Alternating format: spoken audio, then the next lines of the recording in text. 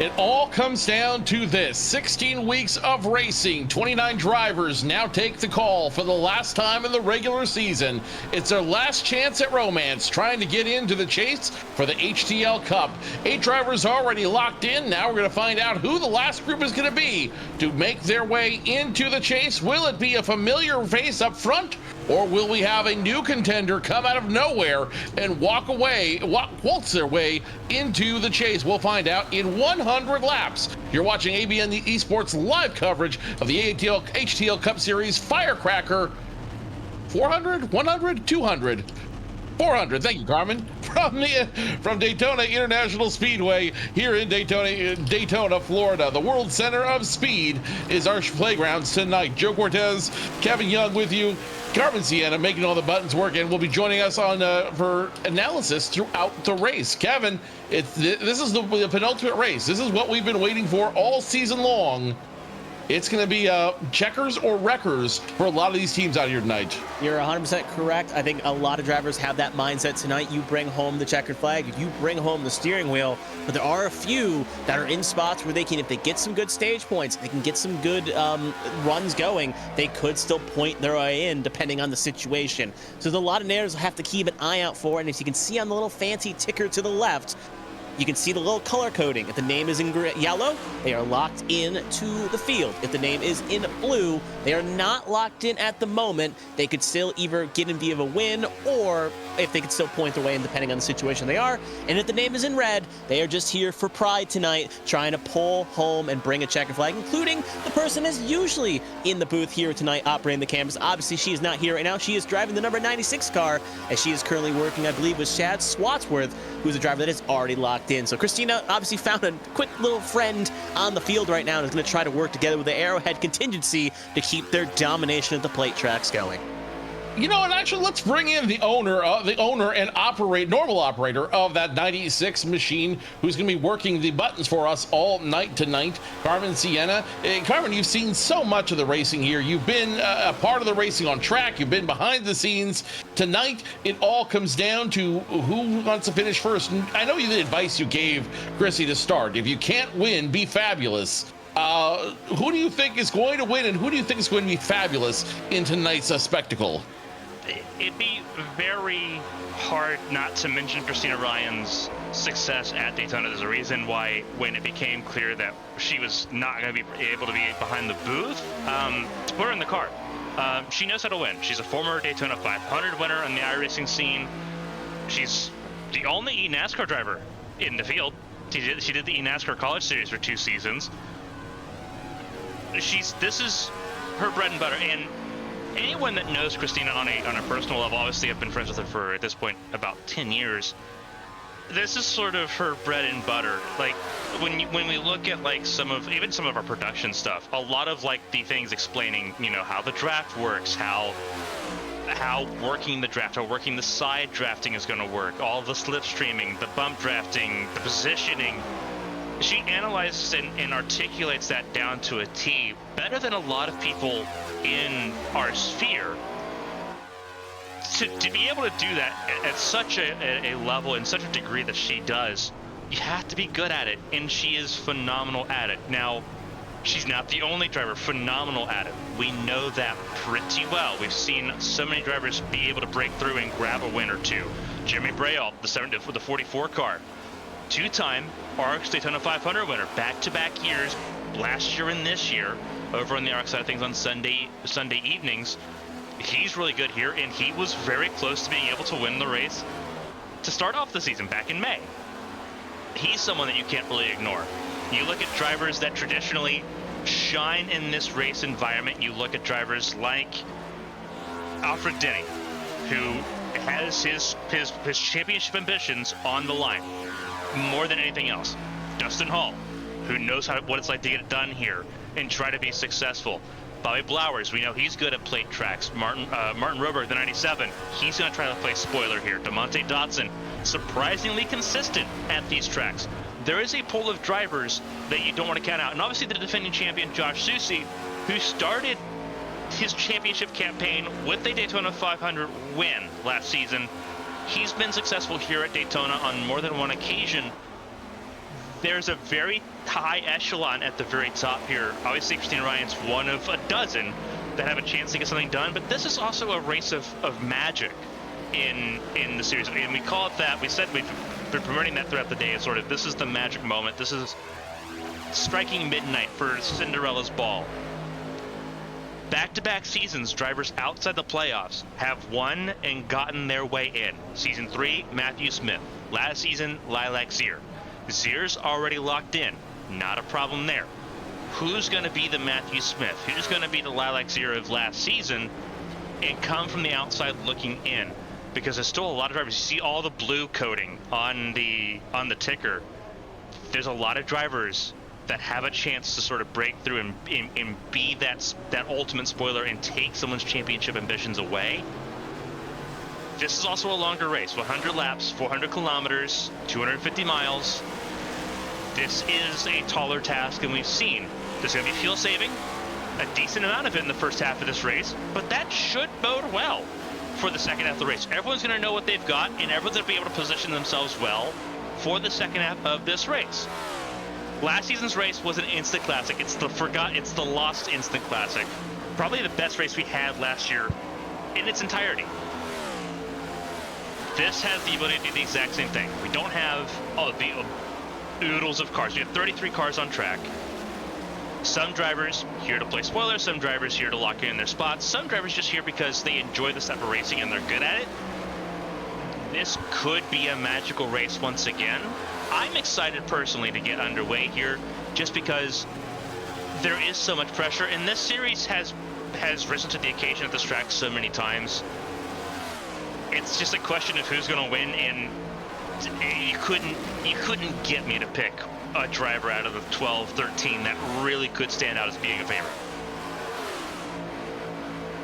Carmen, Sienna obviously bringing the deep knowledge of the HTL series with her tonight. We'll be coming to her all night long with analysis as things progress through the field tonight. Kevin, a lot of things to go through tonight, and so as far as storylines go, not only are there the top 16 we need to worry about, but a lot of drivers have called it quits or not going to show up tonight. Among them, Bianca Constantino, who has called a retirement from the HTL series, and Selena Thompson, who's on the track tonight but is racing with a broken foot.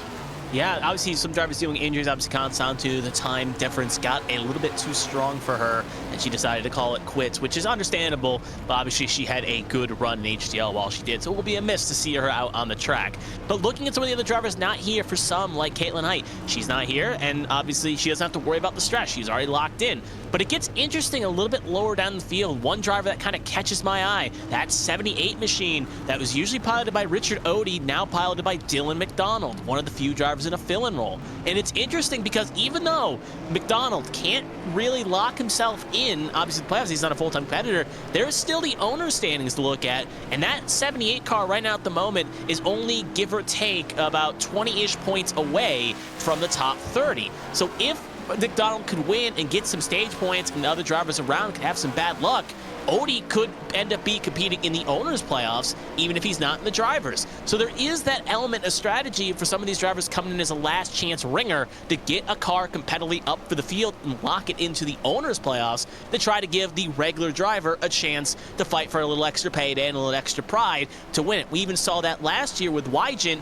piloting, I believe, one of the coast-to-coast cars in the Final Four and was competing for the owners, but not the drivers. So there is that little element, and it's interesting to see that some of these drivers not here tonight, whether personal or other reasons, are going to try to bring in other drivers to try to pilot it to success. As you see, with time running out in practice, you see who's at the top of the board. Susie Swatsworth, Smeal Jr., Game, and Chrissy Ryan all in the top 10 right now. If we can, let's go ahead and show you who's locked in to the playoffs and who's still racing to try to work their way in. The standings as they come in right now: Josh Susie, Caitlin Height, Tommy Reynolds, Pacey Wygent, Josh Gaiman, Hunter Peach, Lily Peltier Sharp, Lilac Zier, Eli Sasek, Chad Swatsworth, and Dean Clavet, all locked in for the chase.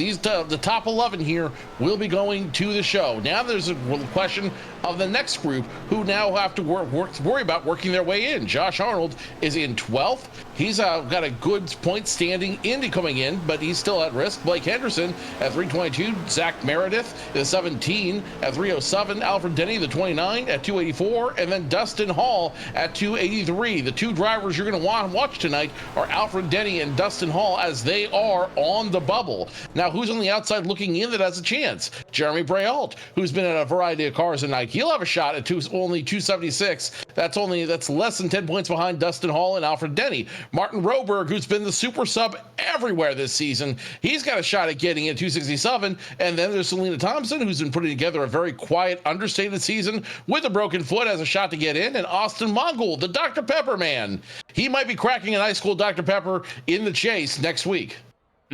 I think two other narratives kind of go over as well. Obviously, looking at the points right now and looking where the deficits are, you can see right now,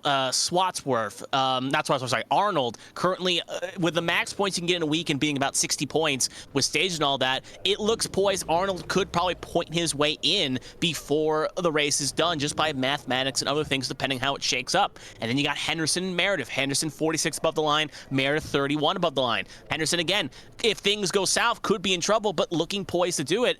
And then after that, it is basically a roll the dice and looking at Dustin and Braille. There's only a 7-point gap between the two of them, but if a driver like Blowers, Dodson, Frazier, Donaldson, anyone between 17 and 30 wins, it jumps up the line, moves the line one up, and next thing you know, Alfred Denny's the cut line, and there's a 1-point difference between Hall and Denny. So overall, it is going to be game on for a lot of these drivers here trying to race, and you're going to see probably aggression out of Denny and Hall, because every stage point can be crucial. Same thing even with Breo and Broberg, but maybe probably about Trout on down, it is probably game on. We're just going to, stage points are no longer really a necessity. It is checkered flag or no playoffs. So as you can see, the cars now lining up here. 23 going to be the first one that seems to go out on track, flanked by the 44 and 4. And it's going to be a nice sunny day for qualifying. But when we get to the race, it is going to be a very cloudy, not cloudy, a very nighttime sky for these drivers.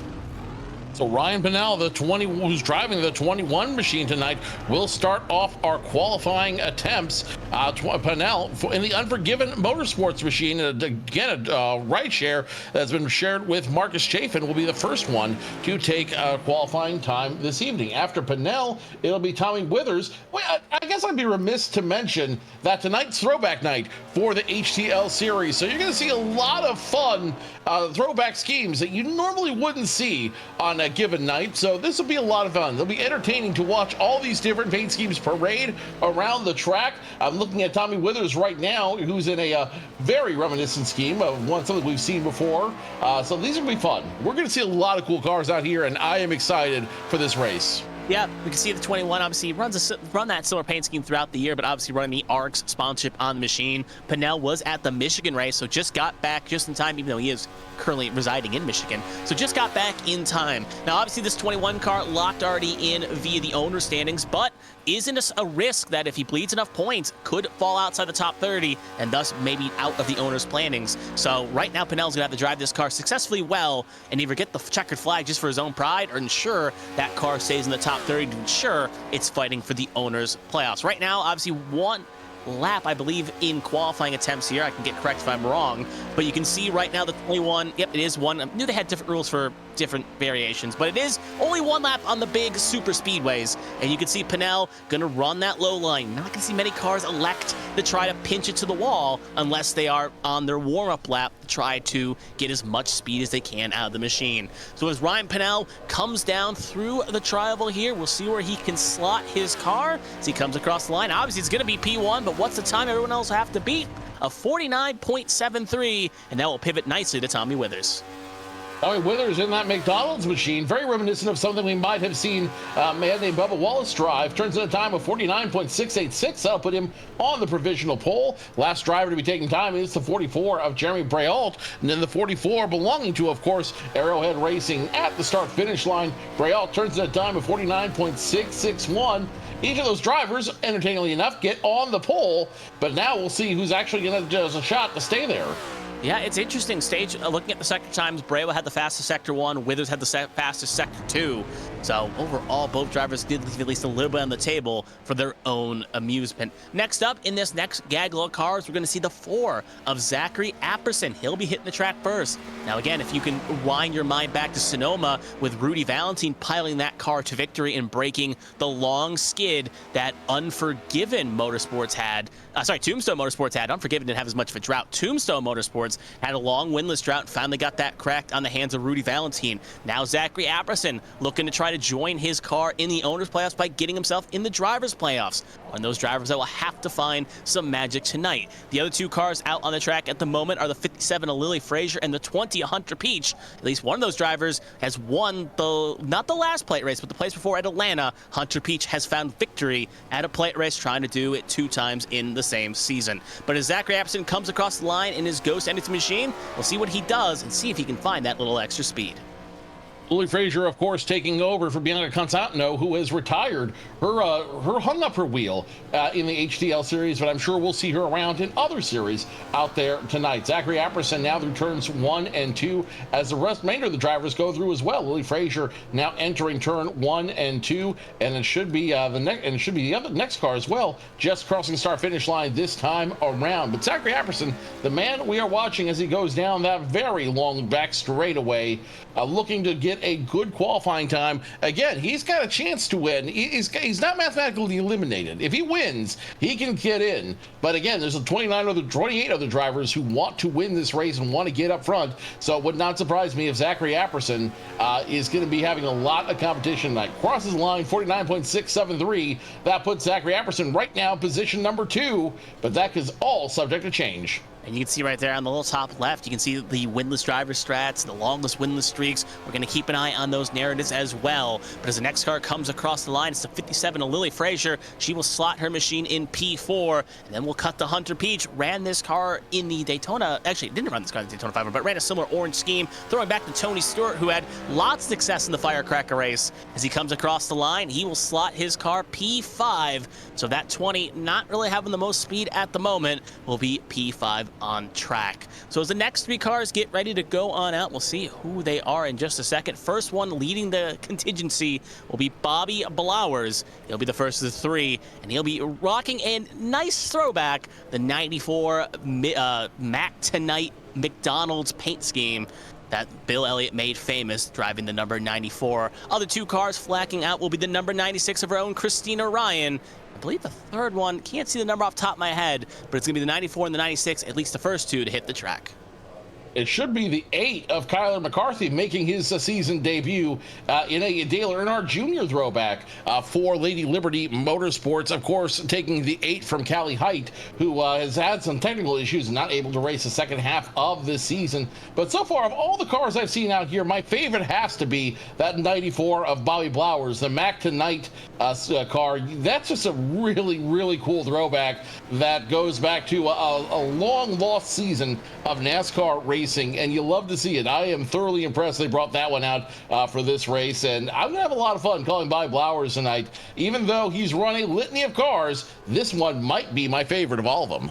Yeah, the Mac Tonight campaign was a very nice one to watch, especially with the catchy jingles and whatnot. It's definitely a good little throwback to the 90s as he drives her out on track right now. And speaking of Blowers, he's had a lot of close shaves at finding victory this season and pretty much being in a must-win. They'll have to try to hope that a twinkly sky turns into a Mac Tonight turns into a dream of victory. As we still see Kristina Ryan currently on the mid-stretch right now, trying to get a good run. She's a legendary driver when it comes to plate racing and knows how to see the air, so definitely a strong driver to draft in that number 96. But as Bobby Blowers comes across the line now, we'll see if he goes top of the board. He will not. P4 for the Mac Tonight machine. Now Kristina Ryan coming through 3 and 4. We'll see where she can put that PNC bank number 96.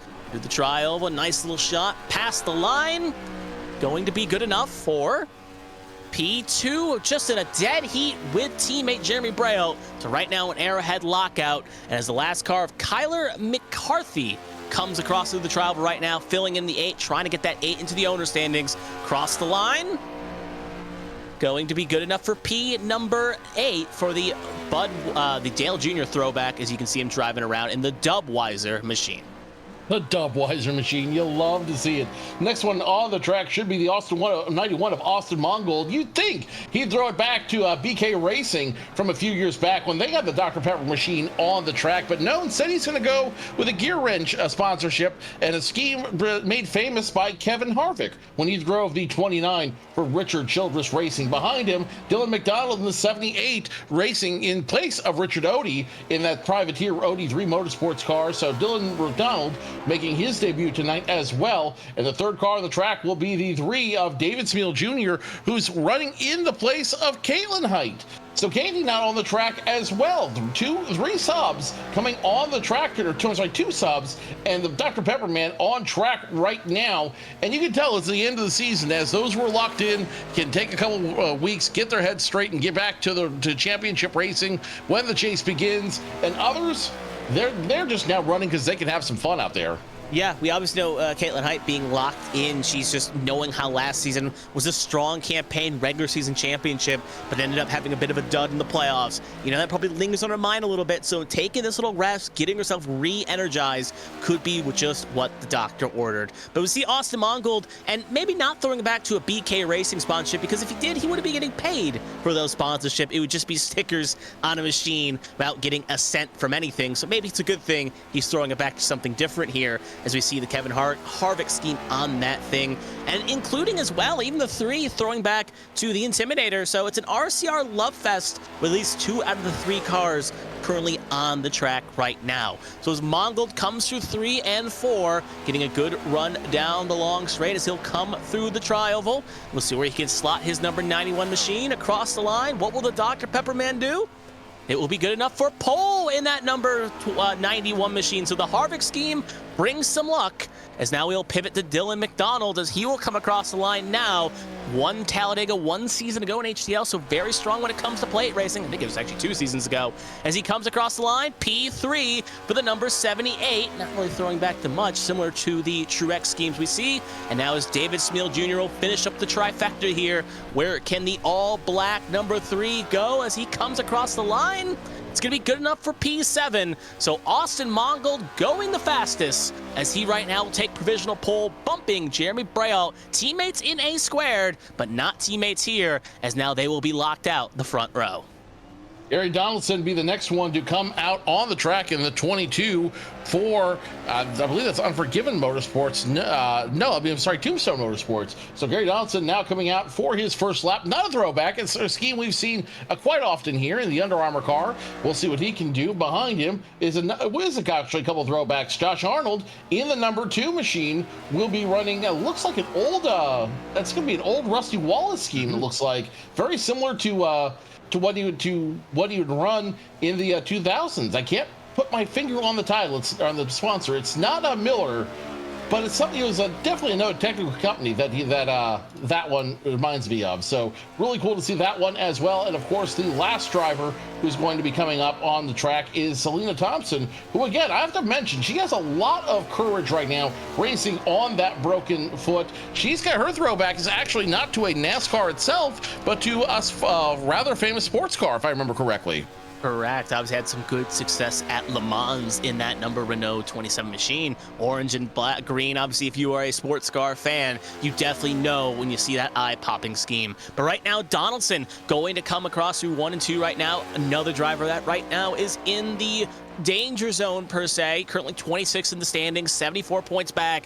Basically, without a race distance, he is in a must-win coming to tonight. And like Carmen was kind of telling us in the beginning, as the little old storyteller, she was telling us that this is a track that produces not first-time winners, but miracle call-your-shot winners. Donaldson looking to try to etch his name and make it a trifecta of Hail Mary winners. As he comes through 3 and 4, now through the tri-oval, where will he slot that machine? It's going to be good enough for P1, so he will now jump up the pole position by a healthy margin. So it makes me wonder if these track conditions are beginning to pick up. Next will be the 2 in the Rusty Wallace throwback machine for Josh Arnold. As he comes through the tri-oval as well, he will slot his machine P2. So like I said, time's picking up. That will bump Mongold now to the second row. Now Selena Thompson, 1 foot Thompson coming through 3 and 4 right now. Where can she put it? Can she keep the trend going and make it 3 new people on the front row? She will put her car P3, so she will miss out on the front row by at least a 10th, but that is encouraging for the cars currently sitting on pit lane. The track times are picking up, and it seems like right now if you're going out, you have a good chance of taking that pole position. Another love letter to Dale Jr. coming out in the form of Blake Henderson, the 25 Tombstone driver, in a paint scheme that looked like the old National Guard scheme. Blankenship Freight is the name on that hood, but a really cool paint scheme nonetheless. Going back to Dale Jr.'s days at Hendrick Motorsports. Alfred Denny, the 29 machine, will be the 3rd one coming out, and DeMonte Dotson, running his traditional scheme for American Airlines, will be the next 3rd driver out there. So Blake Henderson, another driver that's had not a lot of trouble finding victory lane, but just not had the luck he needs to get up there this season. His winless run goes 62 races in the Cup Series. So if anyone needs a win tonight, it's Blake Henderson. He's had a long drought, and I know for a fact he wants to break it tonight.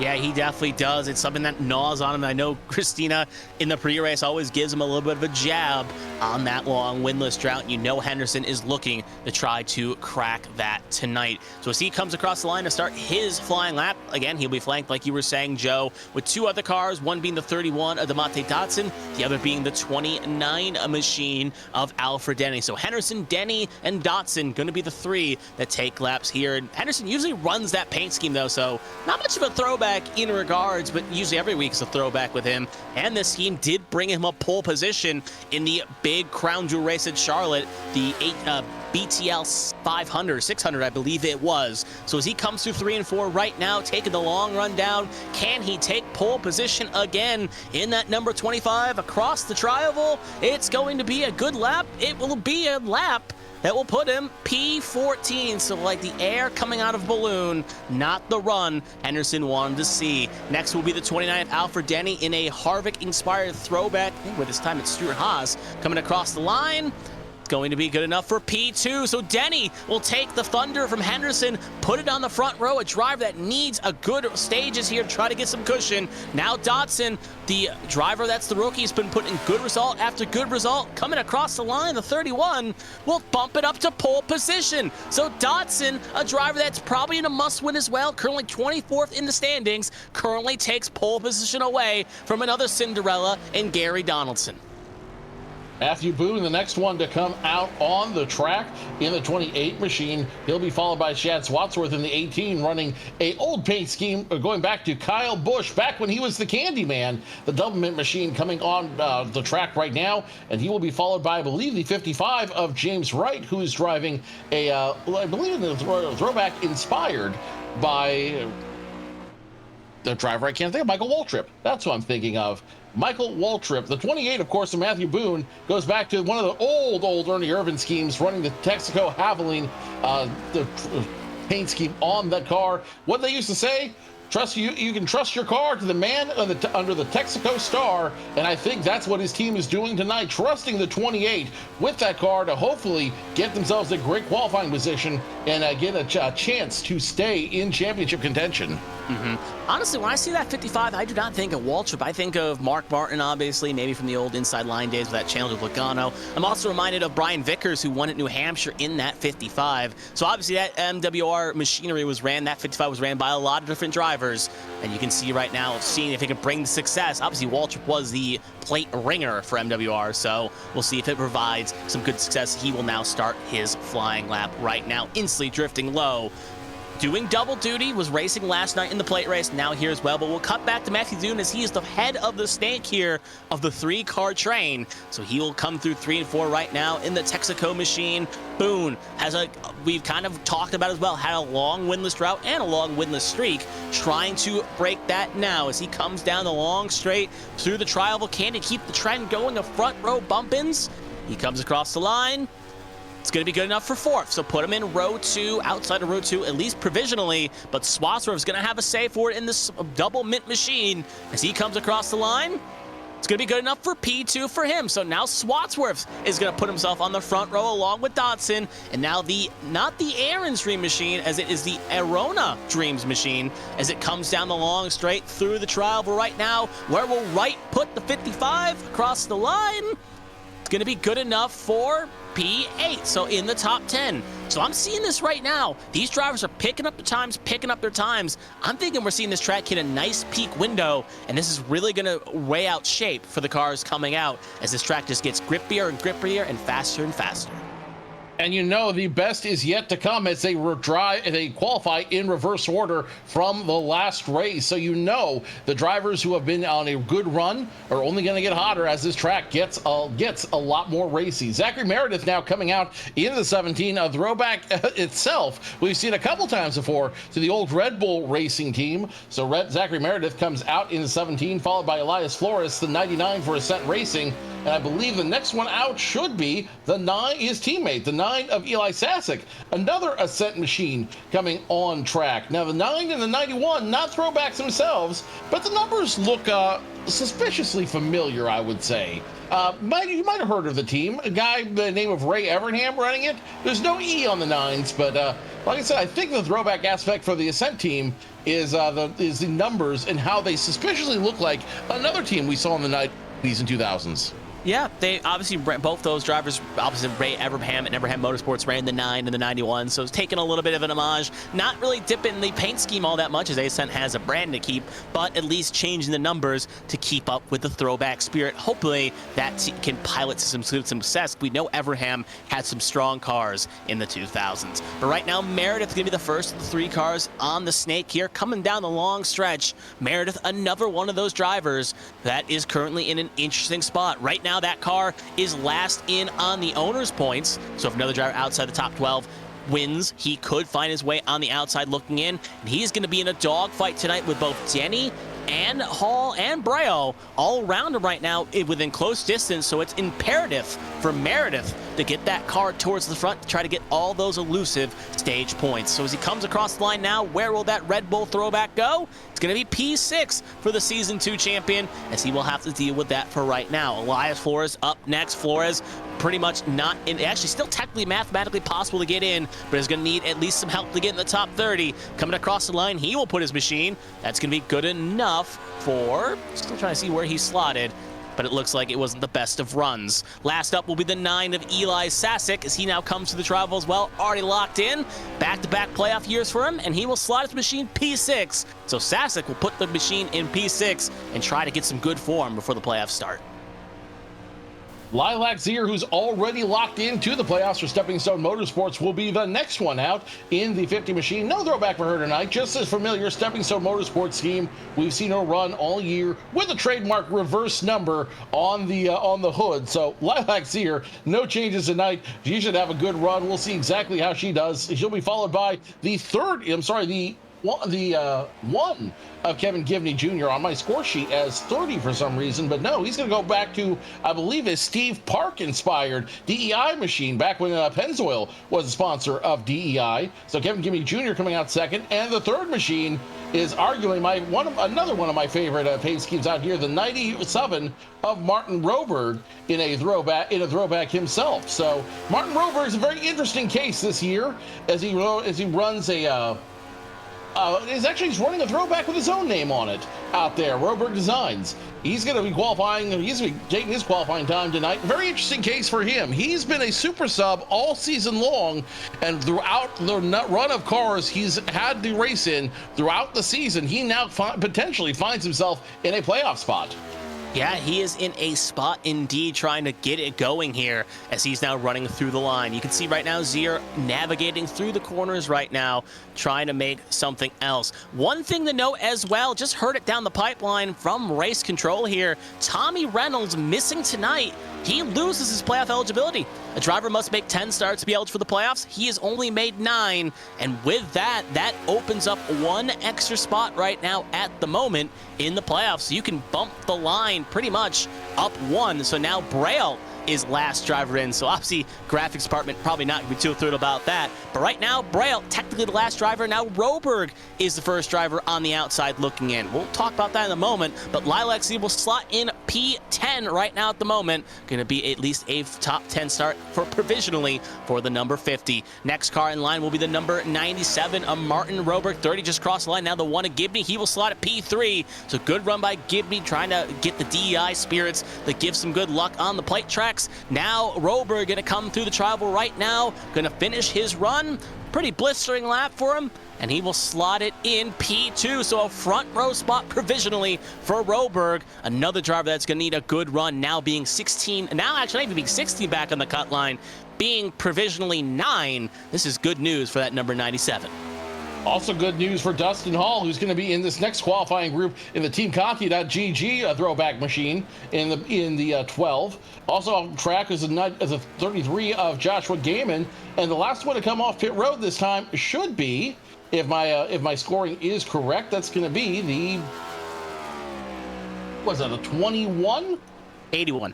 81. That's going to be the 81. There you go. I was at the wrong angle. Josh Sosi, who's currently sitting on top of the points, he has a shot to clinch the regular season championship tonight with a good finish.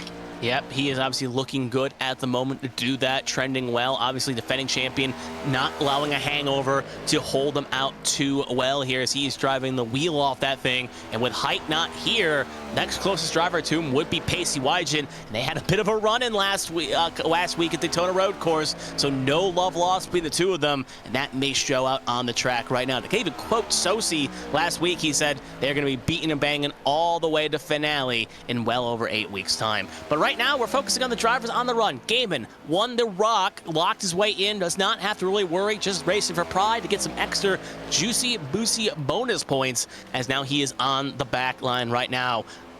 See what he can do here. Other two drivers on the track, like you said, is the 12 and 81, and also the 71 of Lily Pelletier-Sharp also hit the track as well, and she had the clutch win last week to give herself a lock in as well. So most of these drivers already locked in. Dustin Hall, the only driver that isn't, and he'll have to make sure he puts a good time down to get, again, those crucial stage points. So Gaiman coming down the long straight here, going to set a time. Can he bump Dotson off provisional pole? Where will that 33 go for Valkyrie?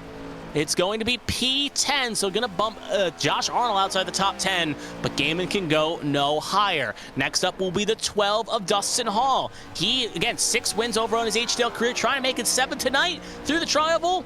It's going to be good enough for P16. Had to wait for it to update. Not a lap he's hoping for, but again, it's not where you qualify, it's where you finish. 81 of Josh Sosi, not in the Hell Kitty or USPS machine, throwing it back here to a Gordon-inspired paint scheme, and that will get him the luck to put it somewhere, P11, and last up, Pelletier-Sharp will put the machine P3. So good run by Sharp there. And that concludes your qualifying run. 29 drivers taking the call tonight, and I don't believe anybody is encumbered on that one. So check that. The 35 machine is encumbered on it. So the 35 will start at the back of the field. Otherwise, everything else stands. So the rookie DeMonte Dotson will have his moment in the sun, claiming his first pole flag for the season. Martin Roberg second, Willie Sharp third, Chad Swatsworth fourth, and David Gibney Jr. in the top 5. A very interesting mix of drivers up front tonight who are going to be starting off this race for 100 laps. Yep, indeed. Here we'll take and look at the unofficial results for qualifying. Dotson, Roberg, Sharp, Swatsworth, Gibney, your top 5. And look at the color coding. Only Swatsworth, and technically Sharp should be locked in. She won last week. But Swatsworth and Sharp are locked in. But Roberg, Dotson, Gibney, all outside at the moment. Good qualifying for them. Then you got Donaldson, Denny, Boone, Sasek, Meredith. And as you work way through the rest of the field here as it cycles through, you'll see some other names as well that joined late, couldn't qualify, or didn't qualify as well. Dean Clavitt, Pacey Wygen, Seth Wanzing joined a little bit late too. So overall, few extra drivers going to take a chance. They'll be further back. Some going for owner's points. In Wygen and Clavitt's case, they're both pretty much locked in. They're just looking to get a second or first win, respectively, for both.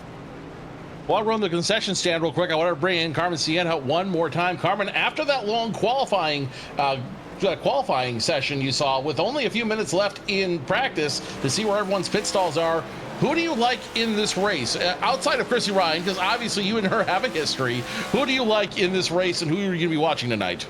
I think very surprising seeing the pace of the 31, seeing DeMonte Dotson run up high. Going to be very interesting to see. Obviously, Lilacs, your defending winner of this race with the Firecracker. If I had to pick a name out of the hat, you have to look at someone like Josh Susie, not starting where he wants to start, but he knows how to get that car to the finish. You look at drivers like Blake Henderson, who have so much to go for right now, and they know that the pressure is on. Look at Dustin Hall. Dustin Hall right now went from being 7 points away from the cut line to now having a 16-point buffer. It's a weight lifted off his shoulder, but we know how hungry he is for a race win. We know how much he's been craving that race win. It's not normal seeing him be winless in a season. He's also never won a plate race in HTL, so there's a good chance that 12 car could be in the mix once again. It's hard to bet against many of the Fords, but I think my pick right now going into it, I think you look at the 31, you look at the 96, you look at the 81, those three could really work together really well, and it could be really hard to stop them. It's all about teamwork in these first two stages, though, and that's going to really dictate how this race runs and how the momentum shifts really in the season. Yeah, and we know for a fact certain teams have certain partnerships. I know Valkyrie has partnerships with Lady Liberty. We know Unforgiven and Tombstone, they're in similar conversations throughout the night as well, trying to work for the better of the drivers. So teams work with other teams here. Now, to kind of piggyback off your point there, Carmen, if I had to throw out a couple names, and we'll ask Joe as well when he gets back from the concession stands, if I had to throw at least a couple names I'm keeping an eye out for, let's look at some of the drivers that are kind of hungry right now a little bit further back. Let's talk about Jeremy Braille. We've talked about in the broadcast, he has a history of finding success at Daytona. 2 times he's won the A² Cup Series Daytona 250. He won the plate race Firecracker last year. He's won countless times at plate races. He knows how to get that car in a competitive range. I definitely say Braille, another driver now that needs to get a good run. I don't think we can count him out. Mr. Second Sucks may have to finally find his way into victory lane. If I had to shout out another name, let's look a little bit further down the field. I don't think we can count out Hunter Peach. He showed strength at the plate tracks. He's shown some strength. Even though he's already got the win, a second win to kind of say, hey, put a stamp on the field saying, you can't count me out when the playoffs start. I am going to be a threat. I think he's my second driver to walk out for. And you know what? If I'm going to throw out a third, I'm going to throw out that 78 of Dylan McDonald. He won at Talladega last year in HTL Cup Series. He knows how to drive at these plate tracks. Former Final Four driver. Right now, he's just racing for pride. And if he can find his way in, it may be the ultimate gift for Odie, a playoff spot in the round of 12. So we'll see if McDonald can do it. His long hiatus from HTL finally coming to a close, or maybe sabbatical was a word I'm looking for. But I definitely think he is someone that is definitely poised to take this opportunity, this one night only opportunity, and make it shine quite nicely. You've got a very good point there, and I think you've got some very interesting driver picks to take on for tonight. As for me, the drivers I'm watching are, of course, the 9 of Eli Sasek. He's been a demonstrated winner, especially in Champ Car this season. So if he can have another solid run in a car that is dependent on the draft, he might have a chance to win tonight and lock himself into the playoffs, especially now that there's one extra spot open on the field. Zachary Meredith is always an interesting one to watch at plate tracks. He might be a good one to watch, but of course, my major pick is going to be the 27 of Selena Thompson. Not because she's running on a broken foot, but because she's quietly had a good season for herself. She's been quietly building a strong season, finishing top 10s, top 5s, or in the mix for them on a consistent basis. And I've got a feeling that if anyone wants it bad enough tonight, it's gonna be Selena Thompson. So don't count out the 27. I think she's got a great chance to win. I think she's got a great opportunity to get out there and potentially get herself into the playoffs with a good run tonight. Yeah, she's very young, but she's got a lot of talent and is not afraid to use that car when she needs to. Yep, she's a very hungry driver indeed. Warm-up has officially concluded. Meredith was the faster in warm-up, but Dotson will be the one that leads us to the flag. Qualifying officially, warm-up now officially done, as now we move on to the start of this race. And right now, it is a very sunny day, but it's going to become twilight by the end of this race. So we'll take a look at the starting grid here. DeMonte Dodson and Martin Roberg will be in row number 1. Moving further on to row number 2, we're going to have Lily Pelletier-Sharp and Shad Swadsworth. On to row 3, we got Kevin Gibney Jr. and Gary Donaldson. Row 4 will be Alfred Denny and Matthew Boone. And moving on to row 5 will be Eli Sasick and Zach Meredith and Joe. Take us through the rest of the grid here. In row number 6, the 33 of Josh Gaiman and the 81 of Josh Susi, both in the playoffs, will start positions 11 and 12 respectively. Josh Arnold and Selena Thompson will make up row number 7, 2 drivers who need to have a strong run tonight if they want to make an argument for the playoffs. Row number 8, there we go. Lilac Zier and James Wright will make up row number 8, the 50 and 55. Row number 9 belongs to the Dr. Pepper Man, Austin Mongold, and on the outside of him, the 12 of Dustin Hall. Cars starting to run off pit road as we continue down the field. Rounding out your top 20, the 99 of Elias Flores and the 44 of Jeremy Braille, another super sub is poised to have a good run tonight. Yep, as we move on to row 11, it'll be Dylan McDonald and Kristina Ryan, 2 fill-ins, all just looking for the checkered flag. They'll be in row number 11. Row 2 will be Zach Apperson and Tommy Withers, 2 drivers looking for their Hail Mary throws to success. Try to get in the playoffs, they'll be in row 12. Row 13 will be David Smeal Jr. and Bobby Blowers, another super sub, looking to try to get that elusive checkered flag. Row 14 is going to be Lily Frazier and Hunter Peach. Hunter Peach looks like he got an EOL, but also going to be starting in the back anyway. And moving on to row 15, Blake Henderson and Kyler McCarthy. Henderson, long drought, looking to snap. McCarthy looking to get that checkered flag. Ryan Pinnell and Dean Clavitt in row 16. Pinnell, again, just getting here for the pride. He'll be partnered by Dean Clavitt, looking to get a win here. Row 17 will be Seth Wanzing and Pacey Wygett, now to the cars that did not elect the qualifying lap. And last but not least, DJ Trout, another driver that's going to need a good run, but is going to be starting way in the back, row 18, P35. That will be your set of drivers tonight. 35 actually, 35 taking the call, 29 qualifying, 35 total on the field tonight, getting ready to do some racing here at the World Center Speed Daytona International Speedway. You know how the song goes. Everything gets hotter when the sun goes down. Well, the sun will set on this track during the 100 lap feature at the World Center of Speed. So a lot of great racing, a lot of entertaining about to happen here as they get ready. I believe they got one more parade lap before we go to green flag racing. If you're a betting man, if your betting lines are good, which mine never are, what are you betting on first? What are you betting on first, Kevin? Is it going to be a number of qualify or a number of yellow flag laps, or is it going to be a number of green flag laps between the stages? So you're thinking more yellow flag laps, green flag laps in stage number 1? Yeah. I think which is over?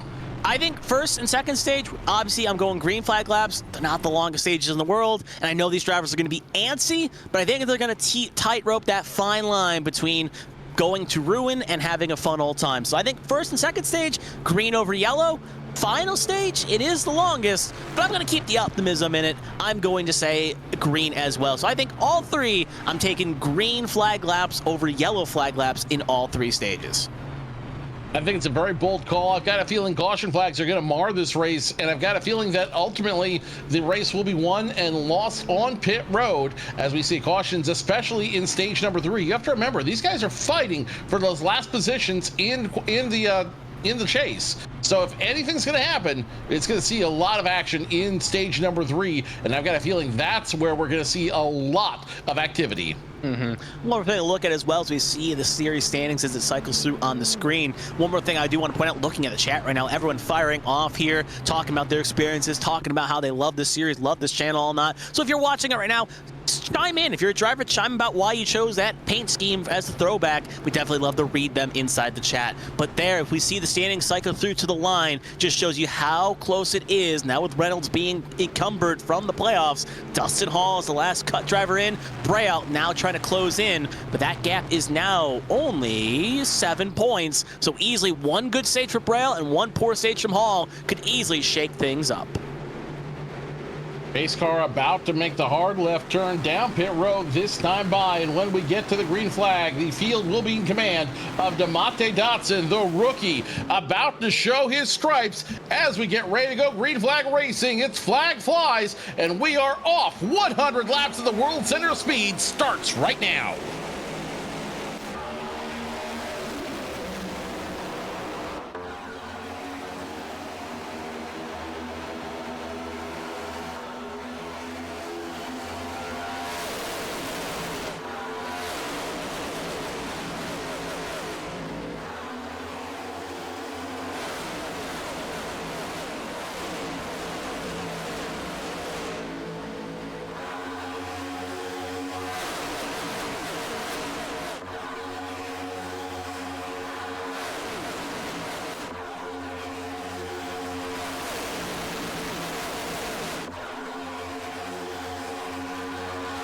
So as they come off of 4 here to finish lap number 1, it's going to be Martin Roberg and his throwback leading the lap by a hair as Swatsworth want to take control of the low line. He will jump to the low line here with help of Dodson. So Roberg, Swatsman taking up the front rows, then Boone and so on and so forth down the line here. But very calm opening lap 1. Drivers just trying to find their rhythm. As you can see in the far shot though, some knowing that, hey, it's a marathon, not a sprint, just elected to go further back and just kind of break off here to ensure safety, at least through stage number 1.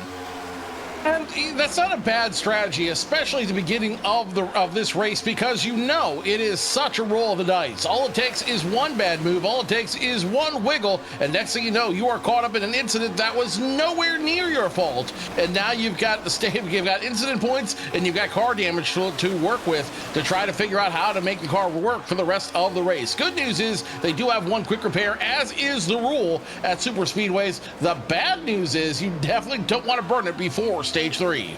Yeah, and in turn, that's the one perk of super speedways, like you were talking about, Joe. One fast repair, but it's almost a gift. It's a gift from the gods. You do not want to waste early if you can help it and want to keep the car uberly competitive. Up front, it's still the Roberg show. That outside line beginning to move forward here. Swatsworth right now in the slow lane here, and with Dotson and Sharp, and this is something we'll see throughout the night here. It distracts me a little bit shorter than Dega. You're not going to see a third line form probably until the very end. But for drivers that say, hey, you can't lead, they may try to basically do a coup de grace on you to try to get you out of line. So if a driver holds up a train too long, tries an alt strategy, tries something, and there's not a vote of confidence, you'll see them get sent to the sucker hole faster than a rapper going into the trash. So drivers have to be wary to make sure they keep their speed. And if there's any sign of weakness, the rest of the pack won't be afraid to vote you off the island. That's a very, very good point. You have to stay competitive, and you have to stay with that lead pack. If you fall off the train, you are not going to get a ticket back on, and you're going to have to wait either till 1, everyone comes back around again to get you, or number 2, that they're going to have to tell that 2, caution flag comes out, and you can regroup with the rest of the field. Right now, it looks like the 28 machine up there by himself. Matthew Boone trying that high line all by himself. He's going to have some friends come with him. Nope, they're going to absorb him back into line number 2, as meanwhile, the low train seems to be the place to be as Chad Swatsworth leads that line. Yeah, to kind of talk about what happened there was a checkup right there between Roberg and Boone, and next thing you know, Meredith kind of lead high, lead low, and you saw the effects of that happening right there. Boone got hung out to dry, they couldn't make up their mind, basically crabs in a bucket, and they all led to their destruction there, and they all had to jump low. You saw Roberg jump low, you saw Meredith jump low, so they had to recuperate what they lost. Now that leaves Sosi as the lead car on the high side, about 6 cars back here, just trying to get regrouped with the line. But for some of the cars further back, like the Ryans, the Floreses, the Ziers, that were maybe 7 cars deep, are now only 4 cars deep on one line, and that's good if those cars can work together to move towards the front. So one man's rags is another man's riches, and we'll see if that leads forward. But it just takes one driver like Gibney, Roberg, Sharp to jump up in front of your line, and all that spot time is lost. Right now, outside line still trying to find the momentum, but it's the Swatsworth show up front. Wadsworth leading DeMonte Dotson, Lily Peltier Sharp, Martin Roberg, and Kevin Gibney on that low side up to high. It's a 28 machine of Matthew Boone that's trying to get a run going high. Behind him, he's got the 55, the 96, the 50, and the 99, all trying to figure out what they want to do. But again, there's no urgency right now. There's no urgency to start running, to start challenging the front runners. Right now, all you want is a clean race. All you want is a smooth race. As a good friend of mine said a long time ago, slow is smooth and smooth is fast. And right now, smooth is the name of the game. Don't rock the apple cart. Just keep the car going in the right direction, preserve what you got, and save the racing for down the line. Yeah, and there's another thing to note as well, with the fuel stage being about 22 to 27 laps here, and the stage being 25, there is a point where some of these drivers, if they run full throttle, run wide open in clean air, they're going to burn more fuel. So there's that concern that they have to lift the throttle a little bit or save a little bit. So some drivers running half throttle, running quarter throttle to ensure they hit the magical number. And we may see, once we get to the end of stage number 1 here, those drivers that get the gloves off moment are going to head towards the front, while the other ones still trying to save will have to be left in the dust. So right now, everyone kind of just saying, look, we're all need to hit that magical number together, but who can save the most will be the one that leads to the promised land. Right now, riding aboard with Kristina Ryan in the Arrowhead number 96, already up to 7th position, and she's really flexing her muscles, is why she was a plate racing demon during her professional career. Right now on that high side behind the 55 machine of James Wright.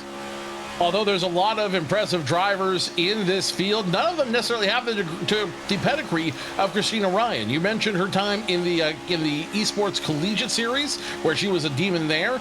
We also have to congratulate her on her winning the Screen to Speed Summer Cup. Thank you. The Screen to Speed Summer Cup. She just got her jacket for winning that, so congratulations to her. And with all that combined experience, you know she is absolutely a threat to all these other drivers out here. Could take away a win and potentially knock somebody out of the playoffs. Yeah, in turn. And it also, again, with the narratives as well, that number 96, right now, at least looking at it prospectively, currently 26 in the standings. So if Kristina Ryan does win, whoever pilots that 96 on a regular basis, which it seems to be, I believe it was Tommy Reynolds, but obviously Reynolds has been bumping around, other drivers bumping around, so who knows right now who the moment is that active driver. But they will have a gift, and Arrowhead will have a gift in that sense, with one car in the at least locked into the owners' playoffs, now that the other one of Reynolds has at least been disqualified from the driver standings. Possibly maybe the owners will have to see clarification on that, but at least the driver standings it will be disqualified from, so at least getting 2 cars in the owners would not be anything to slouch on. Up front, it's still one Arrowhead car leading the way. Swatsworth looking for redemption last year. You know that Inger's on his mind at least a bit, knowing he came a couple corners away from being a champion HTL. And on the high side, it's the clutch lady. She found a clutch gene. It is Lily Peltier Sharp. She's getting pushed by the 28 of Matthew Boone as they're starting to make inroads on that high line. Meanwhile, still up front, no major changes to report. Chad Swatsworth is in the lead. DeMonte Dotson right behind him. Martin Roberg now on the low line as Lily Sharp finds her way as a Pied Piper of the high line, leading the group towards the front of the field. You remember at the beginning of the season, she was one of the threats to win the opening race here at Daytona. Now she's a threat to potentially take away another win at the last race of the season. Remember, the last race of the season got very crazy towards the end with everybody fighting for real estate. Not the case right now. Again, everyone just kind of plays it cool right now, but it will not surprise me if we see some combatants starting to get busy here very, very quick. Yeah, looking at some of the drivers that have made the biggest inroads right now. Obviously, Kristina Ryan up 12 spots where she qualified. We got David Spiel Jr. up 10, Pacey Wygen up 13, Kyle McCarthy up 12. And you can see in that far shot right there alongside, you can see a second pack there just a little bit further back, currently being led by, I believe, trying to see who exactly that driver is. I believe it is right now ahead of Bobby Blowers. It's Lily Frazier. It's Frazier, Blowers, Clavitt, Wanzing, and DJ Trout just kind of riding around here. Most of them right now, at the very least, not in a spot where they're either competing for a championship or in a must-win spot. So knowing stage points aren't the most important for the races, want to play the safe game here, not tear up the machinery, and ensure they have enough fuel to make it to stage number 1. And even though they're still in the draft, they have easily the ability to get up there and get the tow rope back on as we ride on board with Lily Frazier in the 57. It's just idly driving right now. You know you can't get arc brake, and you know you can't get ran over if you run just far enough away that it will not affect you if a big stack up happens up front. And that's the thing everybody wants to avoid. Everybody wants to avoid that stack up. Everyone wants to avoid being involved in an incident that's not theirs to begin with. Everybody wants to be able to finish on lap 100. But unfortunately, I don't think that's going to be the case. Not because of a lack of talent, not because of any maliciousness. I think just hard racing is going to get in the way here. And when push comes to shove, somebody's going to shove, and it's going to take out quite a bit of the field. But right now, we don't have to worry about that. Right now, we just have to worry about who's going to be leading at the end of stage number 1. Yep, that is the more important 10 points, and for some, that is going to be crucial. For others, it's a little bit of an extra little tip in the war chest for the playoffs. But with that stage rapidly coming into a close, that will be at lap 25. Just hit lap 14 of 25 here. So we're looking at 12 laps to go in stage number 1 here as they race on. Sharp now side by side with our race leader, the number 18 of Swadsworth, want to change the lead here. And now this race the question. You got up here, you charged away on the high side. Question is, do you stay high or do you jump low? Well, looks like Sharp's going to jump low as quick as you can get the opportunity. Is now going to leave the 28 and the 55 alone on that high side, for better or for worse. It's no secret that the low side is the shortest way around the track, and if you can control that low line, you have a good chance of winning. But right now, the high side continues to have a lot of momentum. Matthew Boone going into the start-finish line with a full head of steam, getting a push from James Wright and Kristina Ryan in that mix as well. Now the 55 is going to go low, the 27 nowhere to go, so the 27 will stay high that time, and we potentially have a new leader. Yeah, I think Sharp jumped off that train a bit too early. You saw it was enough to clear 2 more cars. Right now jumps low, and that high line is still kicking. Matthew Boone now leads the train. Question is, he just saw 2 of the drivers around him jump to that low line, and it didn't work out as they now fell to this longer spot, and now we're trying to move forward. So worth noting as well, the 55-71 are teammates, so they are in the same team here. So that is why they probably jump low to get linked up here. Now the 50 probably will jump suit here in a second to jump low and make it a stepping stone trifecta. And just on cue, you see the 50 jump low. So now stepping stone controls the low side, while meanwhile up front it's still Boone, Ryan, and Flores, 3 different manufacturers with 3 different teams just trying to hang out on that high side. Let's bring Carmen Sienna in for a little bit of analysis. Carmen, when you look at team dynamics here, you're a team owner. You're a team owner yourself. You've had to do some team dynamics and run that scenario. How much do team dynamics play into strategy and ultimately victory at a super speedway like Daytona? It's how we won the season opener this season, obviously with Reynolds winning there, and we had to really work at it with, obviously, his car going up and over earlier in the race. We had to really sort of protect ourselves going into this. I think they're positioning themselves to try to do something interesting because they're focusing right now with Zier and Peltier Sharp both already in and James Wright unable to be in. They're focusing on the on the team's championship side and trying to just really add some points and get those cars competing on the owner's side. That's their objective right now because the 55's not in. So they're trying to work all of that together here. But more importantly, you want to be at the front of the field because if you do need to make a pit stop and it seems like they're banking on maybe having to make a pit stop, at least you're not going to be impeded near the front of the field. If you're like further back in traffic and you need to make a pit stop, you're having to navigate a bunch of traffic, and that is a nightmare here at Daytona because as soon as you pull below the yellow line to try to enter pit lane, it's so bumpy and off-settling, and these cars have that flat floor underneath them. It's not like the Gen 6s of 2017, 2018. The bumps really inside of the car entering pit lane, you want to be able to either be ahead of the traffic or out of it altogether. So that's their mentality, and they know decently enough how to win here at the plate tracks that they know what that strategy is going to look like. It is interesting that they have thrown away the idea of saving fuel at this stanza. They either know they can make it or they know they need to splash and dash. But they're sure that their strategy has been made for them and they're just seeing it through. So, and we'll see that. A lot of drivers are just saving right now to make it to the end of the race. At maximum, you can get 27 laps of fuel. a lot of these drivers right now just trying to get to that 26 lap range so they have a lap in the buffer to make it to the end of the stage. And you're going to see some drivers begin to pick it up a little bit and pick up the intensity, because those further back, they're saving that fuel a little bit more. You're sitting a third throttle, a quarter throttle in the traffic right now. You're going to be able to go a lot quicker, and that's going to create a pressure cooker environment. Typically, pressure cookers don't explode stage 1 and stage 2, they explode in stage 3. But we'll see how much they want to ramp it up here in the stages, and that gives us a really good indication at the end of stage 2, and especially when we look at the final 15, 20 laps of this race, how much are people willing to put into the basket here? Because if we have a lot of cars, and if we go caution-free, people know they've got something in hand later on in this race that they can be a little bit riskier. It almost, as a team owner at this point, and you know that your cars are sort of up at the front. On the track. We'll come back to you in just a second. It looks like the 27 of Selena Thompson got out of line there. Yeah, looks at the 33, also got a little loose. Well, still car spinning. That should be a caution at will. Selena Thompson just took some air over the Daytona bump there, but right now the big loser looks like it's the 12 of Dustin Hall as he comes low and collects one more car. And we talked about Dustin Hall. He got that gift. He had the magic to get back in the playoffs, and now that is a fast repair waiting and a half, and in turn, no stage points as well for that 12. So he has gone a good day right now, has gone to questionable as he's got a heavily torn up machine. Tons of the cars as well had a little piece. We'll take a look at it in a second, but this is good for the cars that maybe were thinking splash and dash, as now they'll have enough, presumably, to get to the end of stage number 1.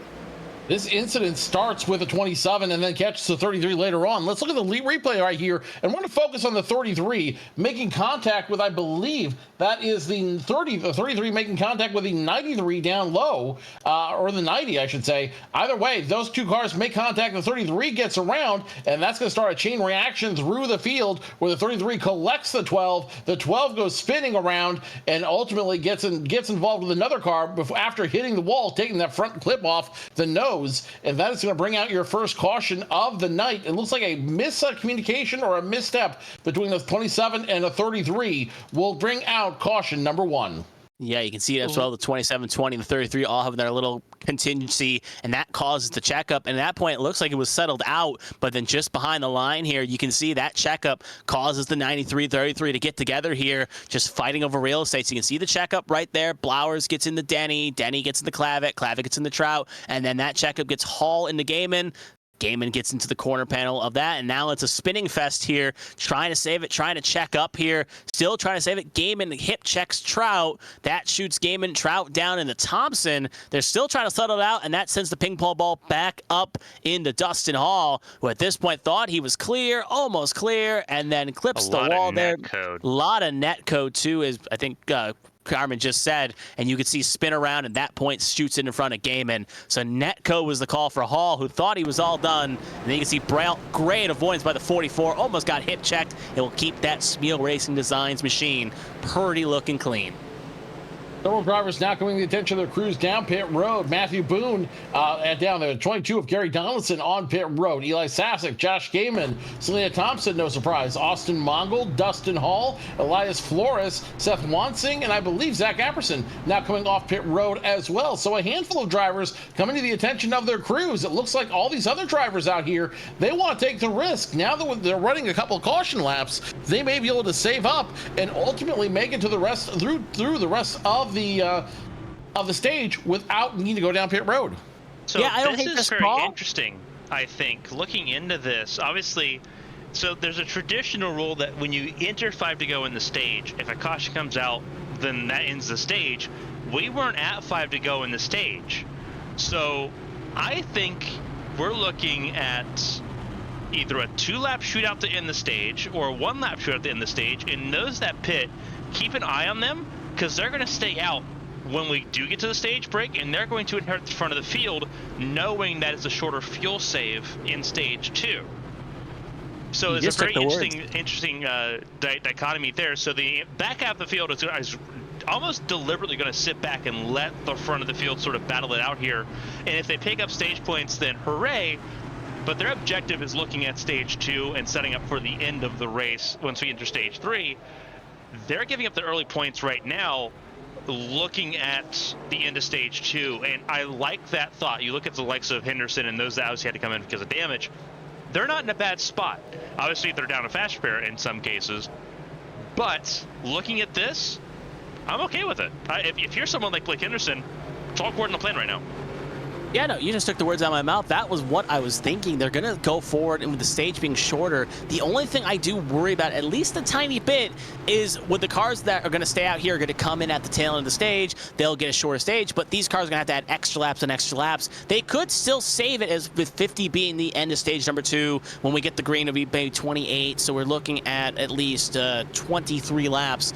But it's still, with those extra cautions, should be comfortable to make it. But at the very least, the cars topping off, though, at the end of stage 1 will be definitely good enough to make it. They can go a little bit more full throttle than the cars staying out. So it's a risk-reward situation. For some, they want the points. For others, they want to have the advantage in stage 2. So we'll see how it all plays out. But up front, it will be Ryan and Zia row 1, Sharp Wright row 2, Wygant Swathworth row 3, Meredith Dotson row 4, Smeal Roberg your 5 rows. And for drivers that need those crucial stage points, only real notables I see on that list would probably be Roberg and Meredith. Obviously, Meredith got a little bit of an extra cushion with Reynolds being disqualified from the playoffs, so that will give him a little bit of an extra buffer and still be way ahead. Other than that, though, Roberg needs to make up deficit to catch up to Braille, and right now, with Braille having at least a little bit of trouble in that first incident, this is crucial for him to get at least some points that cut into that gap. That's now 8 points between him and Braille, where the line is. It'll be a green-white checkered finish for stage number 1, as Kristina Ryan will lead them down to the start-finish line. She will have control of the field, and the outside her will be that 50 of Lilac Zier. Side by side through turns 3 and 4 they go. Pace car will make the hard left turn down pit road this time by, and now you've got the pro versus the digital pro. Two very accomplished drivers on that front row. Ryan and Zier both looking for a little bit of opportunity this time by. Into the Geico restart zone they go, and Kristina Ryan waits for the green flag. It does not get the jump. Neither one of those drivers get the jump they were hoping for. Looks like they might have spun the tires there a little bit, but Ryan now gets a low train going, and we are back to racing into turn number 1. Maybe a little bit of that, maybe a little bit of mind games. Ryan wants to check up the train here. You can see right there on that high side, Sharp kind of gets not boxed out. It's the other car getting boxed out on that high side, trying to find a 3-wide moment right now as cars now battle. Wygant, Sharp, Dotson side by side for 5th. Maybe backing up's not the bad thing here. As you can see right now, it's taken a while, and now it's basically mutiny in those 3 lines. All smiles right now for Ryan, who has her pick of the litter. When a line gets going here, she can kind of jump high or low, so all in the mind of the chess master there. But you can see Wygant, though, getting towed around the high side with Meredith and the 3 machinist Smeal leading in tow. If we keep it clean, this is the white flag lap in the stage. Who will take it back for the checkered?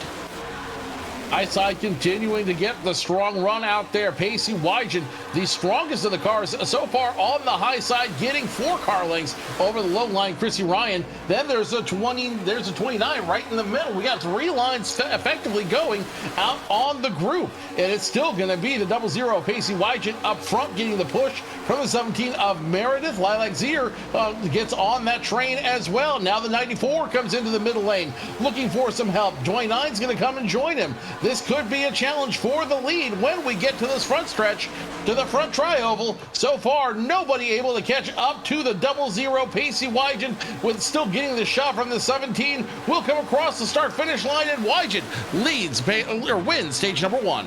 Yeah, I can see right now, if you watch, everyone was aggressively side drafting, leaving no space. It's a miracle they kept it clean, but they kept it clean, so you can't complain about that one bit. It was a great stage finish there, but Wygant will get those 10 juicy, boozy stage points for himself, as now he will, even though it was already locked in, gonna give him the extra little cushion for when the field gets reset. So as we'll take a look in a second, you can also see in that top 10 right there on the board, Smeal, Ryan, Wright, and Wanzig, 4 out of the 10 were not even fighting for the playoffs. They were just fighting for pride there. Other than that, Denny gets some crucial points. We also have Zier and Meredith getting points as well for their trouble. So stage finish will be Wygant, Meredith, Zier, Sharp, Peach, Smeal, Ryan, Wright, Denny, and Wanzing. And now the question mark is, obviously, if you stayed out in the last caution, you're coming in. But look at Seth Wanzing. He came in under 21. He got that machine all the way up to 10th. So he will be our de facto leader, bearing he doesn't come back down here and top off. De facto leader, yes. But again, that's all subject to change. We know how quickly things can move around at Daytona, especially as people decide on moving on which lanes to run, who they want to run with, and where they want to run on this field. So everything is subject to change. This isn't a road course. This isn't a short track where it's a little bit difficult to pass. This is Daytona. And all you have to do is be in the right place at the right time with the right drafting partners, and you too will find yourself moving up front and up towards the front of the field. But then again, like you said, as we saw in the last start there, as we saw in the last green flag restart, your friendships are only as good as the competition around you and what we're competing for. Basically, Wygant leads everybody down pit road, and it looks like it's going to be a wholesale stop as everybody coming to attention their crew. Definitely look for a full tank of fuel and maybe 4 tires for some, but I don't think tires are going to be a big problem here tonight. Only 2 cars left to roll the dice and stay out for all the cars that pitted, Clavet and Trout. After that, it is a race for pit lane. Most cars taking 2, some taking fuel only. Wanzing, Gaiman in the fuel only crewed. Everyone else fighting for spots here, trying to get out here clean pit lane exit, but hearing at least some chatter on the radio about drivers not leaving space on pit lane exit, and that could come back to bite at least a little bit, especially with how chaotic these stops can be.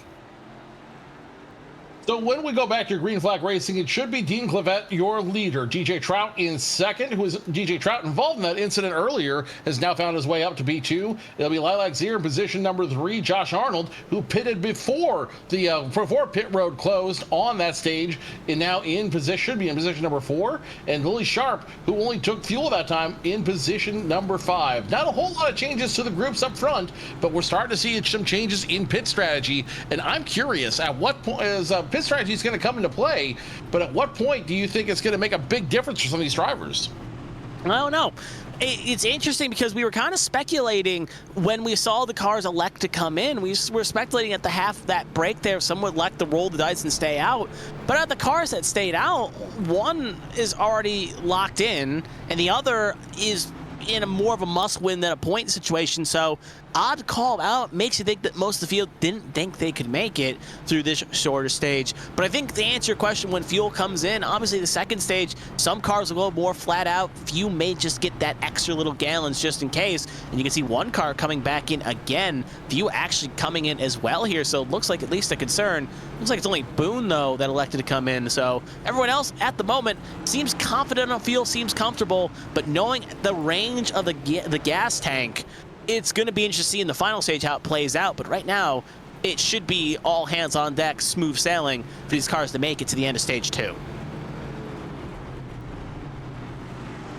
Pit window for these cars is plus or minus 25 laps. And again, there's no worries on tires here. This track is very, very easy on tires. So all you have to do is keep it running straight and keep it running clean, and you're able to work it through. So the question is, when do I come down for fuel? And how do I make that move? When do I make that call? Yeah, that's a good question indeed. When to make that call. I think some will undershoot, overshoot. I think from what I know about Daytona, you want to do the undercut rather than the overcut. So when we get to that final stage, I think more drivers, I want to be the first one in rather than the last one in. I definitely agree with that statement, because this track is unforgiving when it comes to green flag pit stops. You have to come in with groups. You have to come in with friends. Even if they're not your teammates, you have to make some deals to have some people come around and give you a hand to get out there. Zach Apperson having some electrical issues on that number 4 machine. We'll see if he's able to come back onto the racing surface, but not a good sign for the 4, who's again still in contention if he can win tonight's race. Meanwhile, up front, all eyes will be on the 90 of Clavet and the 93 of DJ Trout, who's trying to make a big recovery out here tonight. Yeah, right now no stage points for him in stage number 1, but it's not where you start, it's where you finish. Trout knew the mission statement. We talked to him after the road course. He knew the mission statement. He was coming in here to win. and that was going to be his main goal. And right now, hey, putting yourself up front, at least to a start of a restart, is definitely one way to achieve that goal. Pace car going to take the lonesome trip down pit lane here, and it's going to be on the control of the Canadian, Dean Clavitt. So as they come through the Geico restart zone now, green flag is officially out, and away we go to start stage number 2.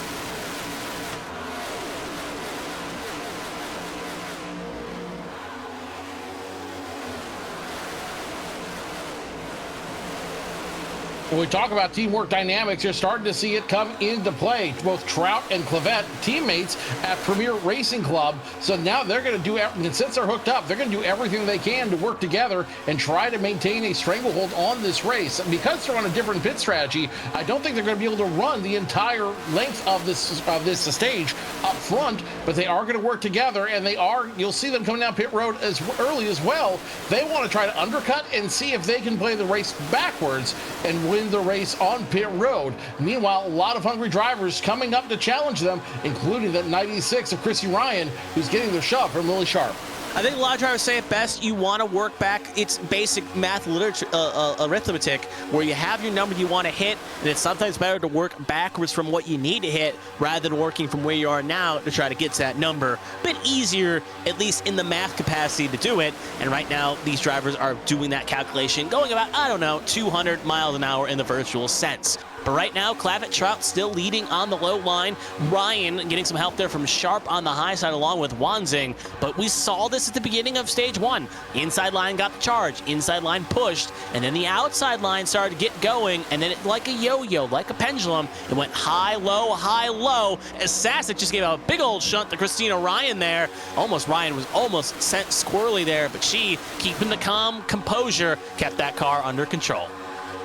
But Ryan will now tuck into the low line. Nope, check that. She's going to go back high. She's not going to waste any time. She's going to be aggressive tonight. With nothing to lose and everything to gain, she's got a big shot at winning tonight's race and effectively playing spoiler on this entire field. Now, if Dean Clavitt and DJ Trout can say something about it, though. Lilac Zier still in third, Joshua Gaiman in fourth, and Jeremy Brault in the 44, rounding out the top 5. Teams are kind of scattered right now, so at this point, you don't care who you're working with. As long as they're trustworthy and as long as they'll help you, you're going to scratch your back later on, but not at lap 100. Right now, you're just happy to work with who you're working with. Yeah, this is where friends are where you can find them, and strange situations make strange bedfellows to try to get towards the front here. Riding aboard here with Zachary Meredith, driver that's currently in the playoffs at the moment with points, would like to get that gap and grow it a little bit higher, just in case we find a new winner at the end of 100 laps. Riding around that high side, being aggressive, but not overly aggressive, not trying to push that envelope and push Seth Wanzing to a path of destruction. Oh, car spinning in the back. Denny gets hooked by Thompson. Thompson goes low. We stayed green, but Denny has no front clip, and Thompson had to go basically avoiding. You can see cutting through the grass right there. So 3 cars, heavy damage. I think Dotson was involved as well. So you can see right now Alfred Denny heavily torn up, and that has got major implications written all over it. That incident starts with a checkup from the 23 and the 12 and the 29 of Alfred Denny, and the 20 and the 27 of Selena Thompson just get caught up in that one. 27 hooks at 29, and she'll also hook her teammate DeMonte Dotson the 31. So the 3 cars involved in that incident, and once again Selena Thompson worse for wear as a result of that incident. Let's watch it on the replay. Yeah, you'll see here again, just high to low right there. There's Dotson going way low. Thompson also loses a piece of her fender as well. Dotson ends up kind of getting the best of it in that situation, gets loose, doesn't really get hit by anything heavily to an extreme. And you can see comes back up. Only thing she'll lose is a lot of time. But Denny and Thompson heavily wounded. And this also causes a bit of a checkup here. As you'll see when we get back to live action in a minute here, it causes 2 packs up. But you can see it starts with Withers, and then Withers goes up low, slight checkup, and that gets Thompson in the Denny. And that's all. It can take some time. Just one bad spot where 2 drivers meet in the middle, and it causes catastrophe. Meanwhile, green flag still flying here at Daytona, so we have not seen the caution of that incident. We'll continue to run with Dean Clavette, DJ Trout, and teammates up front. Lilac Zier Chrissy Ryan in the middle of a stepping stone sandwich. Lilac Zier up front. Willie Peltier sharp behind her, and the high line losing a little bit of steam, but keeping up with that low line. Now the 50 trying to get a little bit assertive as the 96 pushes her up front. The ladies up top want to show the guys down below, we know just what we're doing, and we can run just as hard as you. Yeah, motorsports is for everyone. But I want to go back to my point I was saying during the replay. You can see right now, this is 19 cars in this first pack here. And then right now, second pack of Sosi, McDonald, Pannell. They're about 4 and some change back in the second pack. And then after that, it's pretty much staggles throughout the rest of the field here with cars that avoid the incident, check up, lose time. For some of those drivers in that second pack that may need points, like Denny, for instance, Dotson, a few others. Apperson had to come down pit lane as well with some torn damage. He is now gone officially 1 down. So implication throughout the board. But these 19 survived the chaos, were ahead of it, and now are going to make it a race themselves, bearing another caution for at least the stage 2 glory. So side by side, on paper, it's going to be Zier, your leader, getting the shot from the 96 of Ryan. And Ryan knows what she's doing out here. She knows she is very capable of running this track and running every inch of it to perfection. As now you see her go down low, getting the shunt from the 93 of DJ Trout. And we have potentially a battle for the lead. The 50, the 96, side by side. It's now a matter of team versus team. Stepping Stone up front, Premier Racing Club down low, and everybody who wants to help them and work with them, giving the pushing and shoving their way around this field.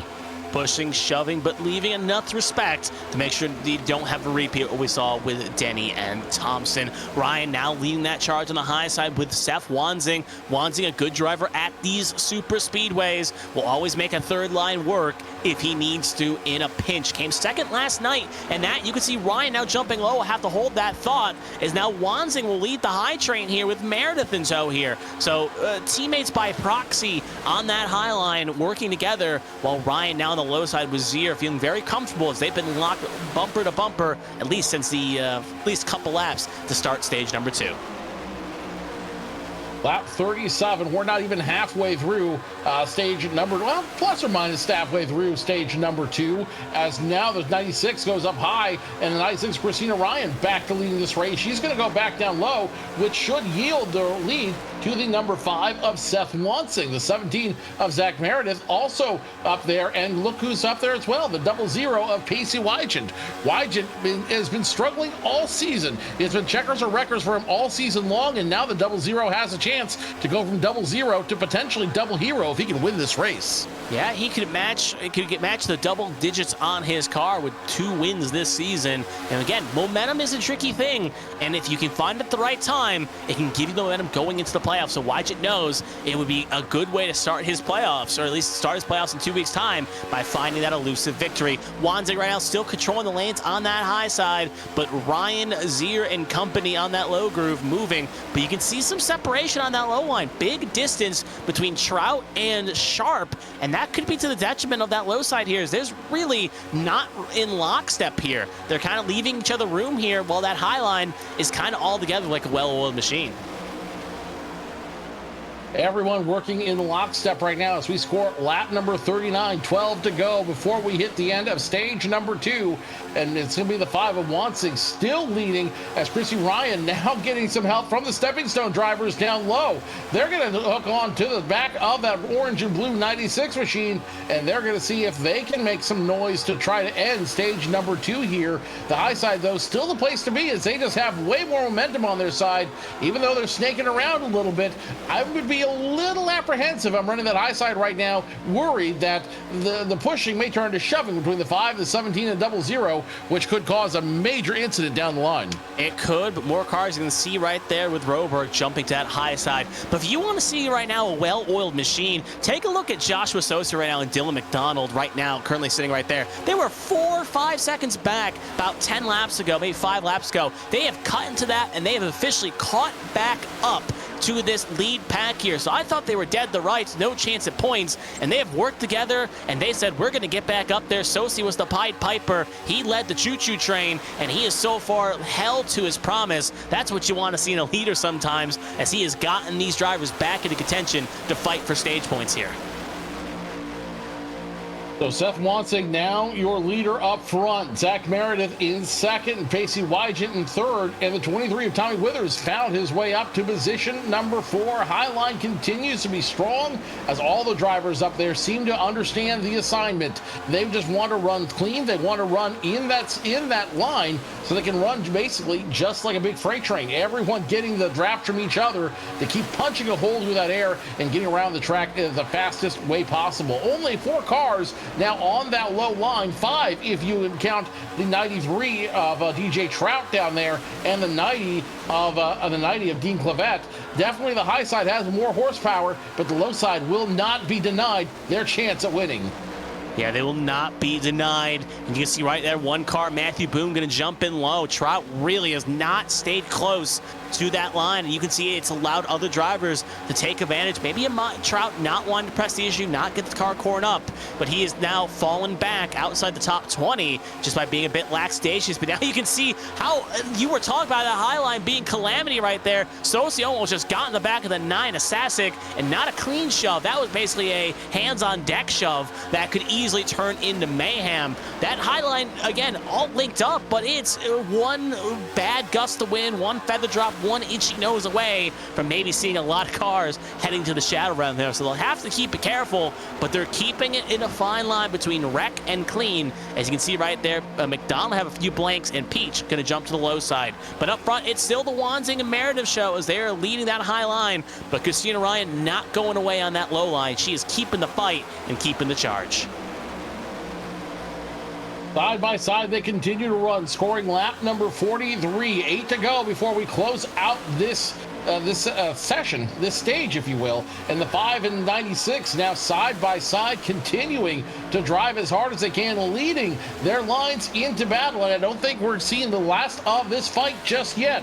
Remember, though, it's not about where you finish on lap 50. It's where you finish on lap 100. And I think some of these drivers are losing a little bit of sight of that, as it looks like the 91 wants to make a little bit of noise out there. Austin Mongold kept poking his nose into that third lane, didn't go, but I think he's kind of getting a little curious. Well, what if I can get a couple drivers to go with me, what are the odds I can start working my way up front?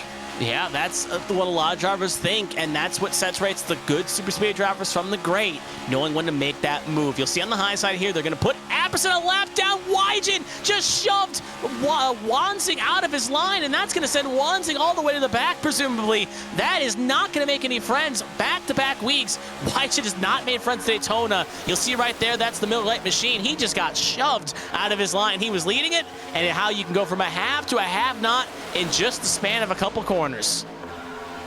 In the span of a couple corners, everything can change. Anything can change out there as they continue to run. The 4 of Zach Apperson dispatch out of the way as he goes a lap down. And now a new leader emerges. It'll be the 96 Kristina Ryan back up front, getting the help from the drivers, from the stepping zone drivers as caution comes out. Yeah, it was a 78 and the 5 and 78 claiming about who got down and what, but that is going to be the incident, and the big loser is going to be a 99 of Flores, who's still stopped out of 3 and 4 right now, as they got heavily torn up in that incident. But you can see 78's going to have some quarter panel damage, the 8's going to have some front fender damage, but Flores got the biggest lick of them all here. So we'll take a look at the replay, and you're just going to see it right now. One's maybe a little bit rattled from what just happened earlier, trying to stay in line, trying to make a move.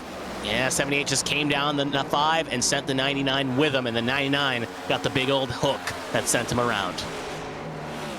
So that should, if my math is correct, that should effectively end the stage. We should be done at this point because there's only 4 laps to go, and I don't think we're getting this cleaned up before the end of the stage. We'll have to see. Well, obviously, Carmen told us that 5 laps to go is the usual cutoff line for the stage. We'll see how it shakes out in a second if cars pit in. We'll take one more look at this in a second. You can just see, yeah, Wansing's there. Donald comes down. They both go into Flores. And at that point, It's lucky Flores clips through McDonald. That could have been a lot worse.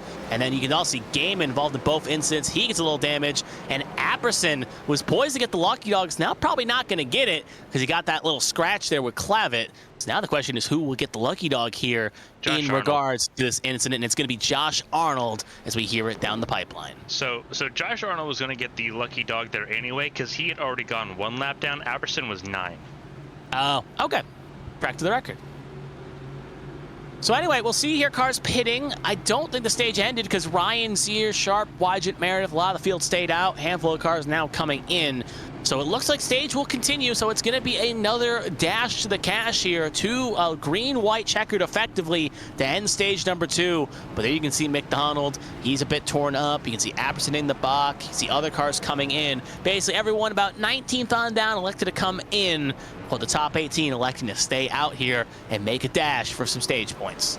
DeMonte Dotson will come in. Gary Donaldson, Tommy Withers coming out of his pit box at 29. Of Alfred Denny coming out. Dylan McDonald on pit road. Joshua Gaiman obviously on pit road. Selena Thompson, Elias Flores, and DJ Trout electing to come to their crews. Exiting pit road before I could mention them were Josh Susie and Dylan McDonald and Hunter Peach. So once again, strategy at play here as your leaders electing not to go in just yet.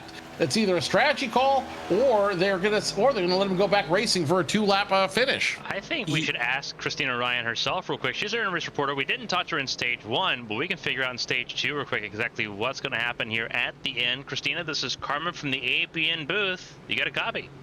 What's up, baby? Alrighty, so 96 cars looking really good at the front of the field, which is fantastic to hear, but the end of the stage supposed to have already passed here with the caution coming out with 5 to go. What are you hearing on the radio? No, they said it was not the stage, and I don't really know if there's a point for stage points for the owner's points for the 96, but I'm staying out anyway because with only about 25 laps in the tank, it would be kind of close to cut it if we pit right now. That's why I stayed out at the end of the last stage anyway, so I'd have enough to get through the end of this stage. I think with the guaranteed cautions and the fact that the 96 has been an absolute rocket ship, this PNC Bank Camry has been able to go from the back to the front more than once tonight. Just seems like the nice thing to do. Get it full of fuel and just know we only have to make one more stop. Obviously, I think a wild race so far. Most of it's been right behind you here. You've had a chance to kind of work with some people and figure out who you want to work with at the end of this race. Is there anyone that kind of sticks out as someone that you kind of want to stay around here, obviously with at least one more pit stop to go in the 3rd stage? Yeah, well, I haven't had a whole lot of friends out here, which is expected. Everyone's sticking to the teammates they know, but the couple people that I know I have history with and have worked well with in the past are the girl right on my outside, Lilac Sear. It's been fun working with her tonight. And DeMonte Dotson, wherever he's at, we go back way back to the court days. So those are my 2 main picks. Henderson, if he gets up here. I liked working with Wygant and Wanzing a bit as well. So I don't know. I'm open to work with just about anybody. It's just I don't think they want to work with me. They don't know who I am. So stick with what you know, right? Well, I know you're good at winning at this track, and I know that we're about to go back to racing here, so I wish you the best of luck here, and hopefully we get to touch you again in Victory Lane later tonight. Sure would be nice. Thanks. And of course, in the spirit of full disclosure, our owner, Carmen Sienna, does have a financial interest in that 96 machine. just a little bit. No, it's fantastic seeing her up front. This is, I think, her first oval race in HTL. She's done road course races. She raced at Le Mans last season.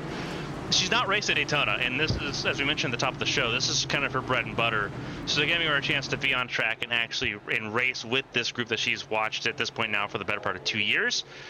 It's a lot of fun, and she's obviously showing that she knows what she's doing. She's up at the front, and as she mentioned, she has very little friends here. Keep an eye on her, but obviously with a sprint going on at the end of this stage, who knows how this one's going to go.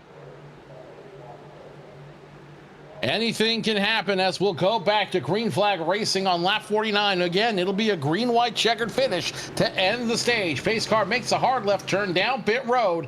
And now Lilac Zero, Kristina Ryan side by side. Green flag flies, and once again, slow to restart between those two. They restarted us last time, and they're going to catch the field off guard as they continue to slow start one more time. You can see Meredith getting very antsy there from that as well, just trying what he can do. But it didn't work last time, the slow start. Field caught on, field caught, and neither driver found the victory in the stage. So we'll see if the second stage can provide a little bit of different here, but Ryan not able to get fully around. And you can see YJ going to send Zier to the middle pack here, as she's going to get some help here from that car. Mongold's going to get hooked. Meredith's going to go around into Boone. More cars going around. That won the stage. Bobby Blauer's also involved. Multiple cars torn up. YJ, I think, gets the stage by a fender, but it is pure chaos here. As you can see, Meredith, Mongold, a lot of other cars, a lot of bubble drivers just got torn up. Inside wall, really hard backwards there. Yeah, that was, and we kind of expected that we were going to see a little bit more calamity with that not being the stage end. We thought that we had the end of the stage with 4 laps to go. It was still apparently green enough to have a 2-lap restart there. We'll have to take a replay of that, but what a shot, and that's going to take a lot of factors out of the equation during the final stage of this race. You are 100% correct. A lot of stage pairs are going to get burned just like that. And I think a few may have already burned them, could be already out of them, depending on how it shakes up here. But other than that, something we can confirm, YJ does end up taking the stage victory with Wright, Ryan, Sharp, Swatsworth, Gibney, Smeal, Boone, Hall, and Mongold getting the last of the stage points here. So Hall getting some crucial points, Boone as well. But again, similar to what we saw in stage 1, a lot of the drivers that got the points already were locked in, or were drivers that weren't fighting for stage points is all. So let's start taking a look at this incident, and if I want to start by looking at the 44 of Briault. As you look at Briault, he's got a full head of steam, and instead of slowing up to accommodate the 91 machine right there, he rams straight into the back of Austin Mongold.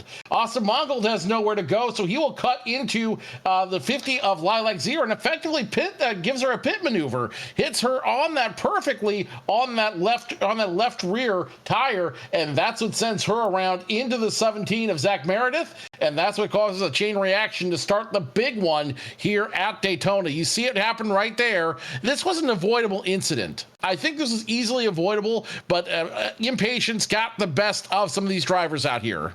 Yeah, you could definitely say that. Again, you could see how they were coming off of 2. Zier got split, and you just have 2 to go. And look at Meredith, big lick on the inside wall. Should still have a fast spare left in the tank, but that is not good to burn it halfway through a 100-lap plate race. Most of the other cars, though, kind of got relatively okay there.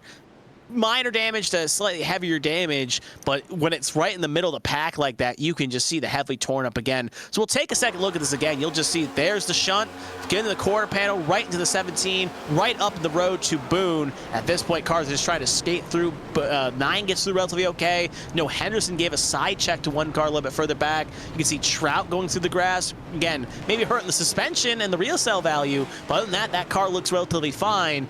But yeah, big loser obviously there is Meredith and a few others that just got heavy damage that is not going to buff out quite quickly. No, and then, like we said, a lot of these drivers now are going to have to come to the attention of their crews, get that fast repair, and that is not what you want going into stage number 3, the quintessential stage of what could be the quintessential race of the HTL series. This is definitely going to be a frustrating look for some of these drivers, but I think it's also going to create it's going to force some drivers to be patient out there. They're going to have to figure out what to do and how to patiently work their way up front in order to not cause further damage to their car and ultimately disqualify themselves from having a big win here.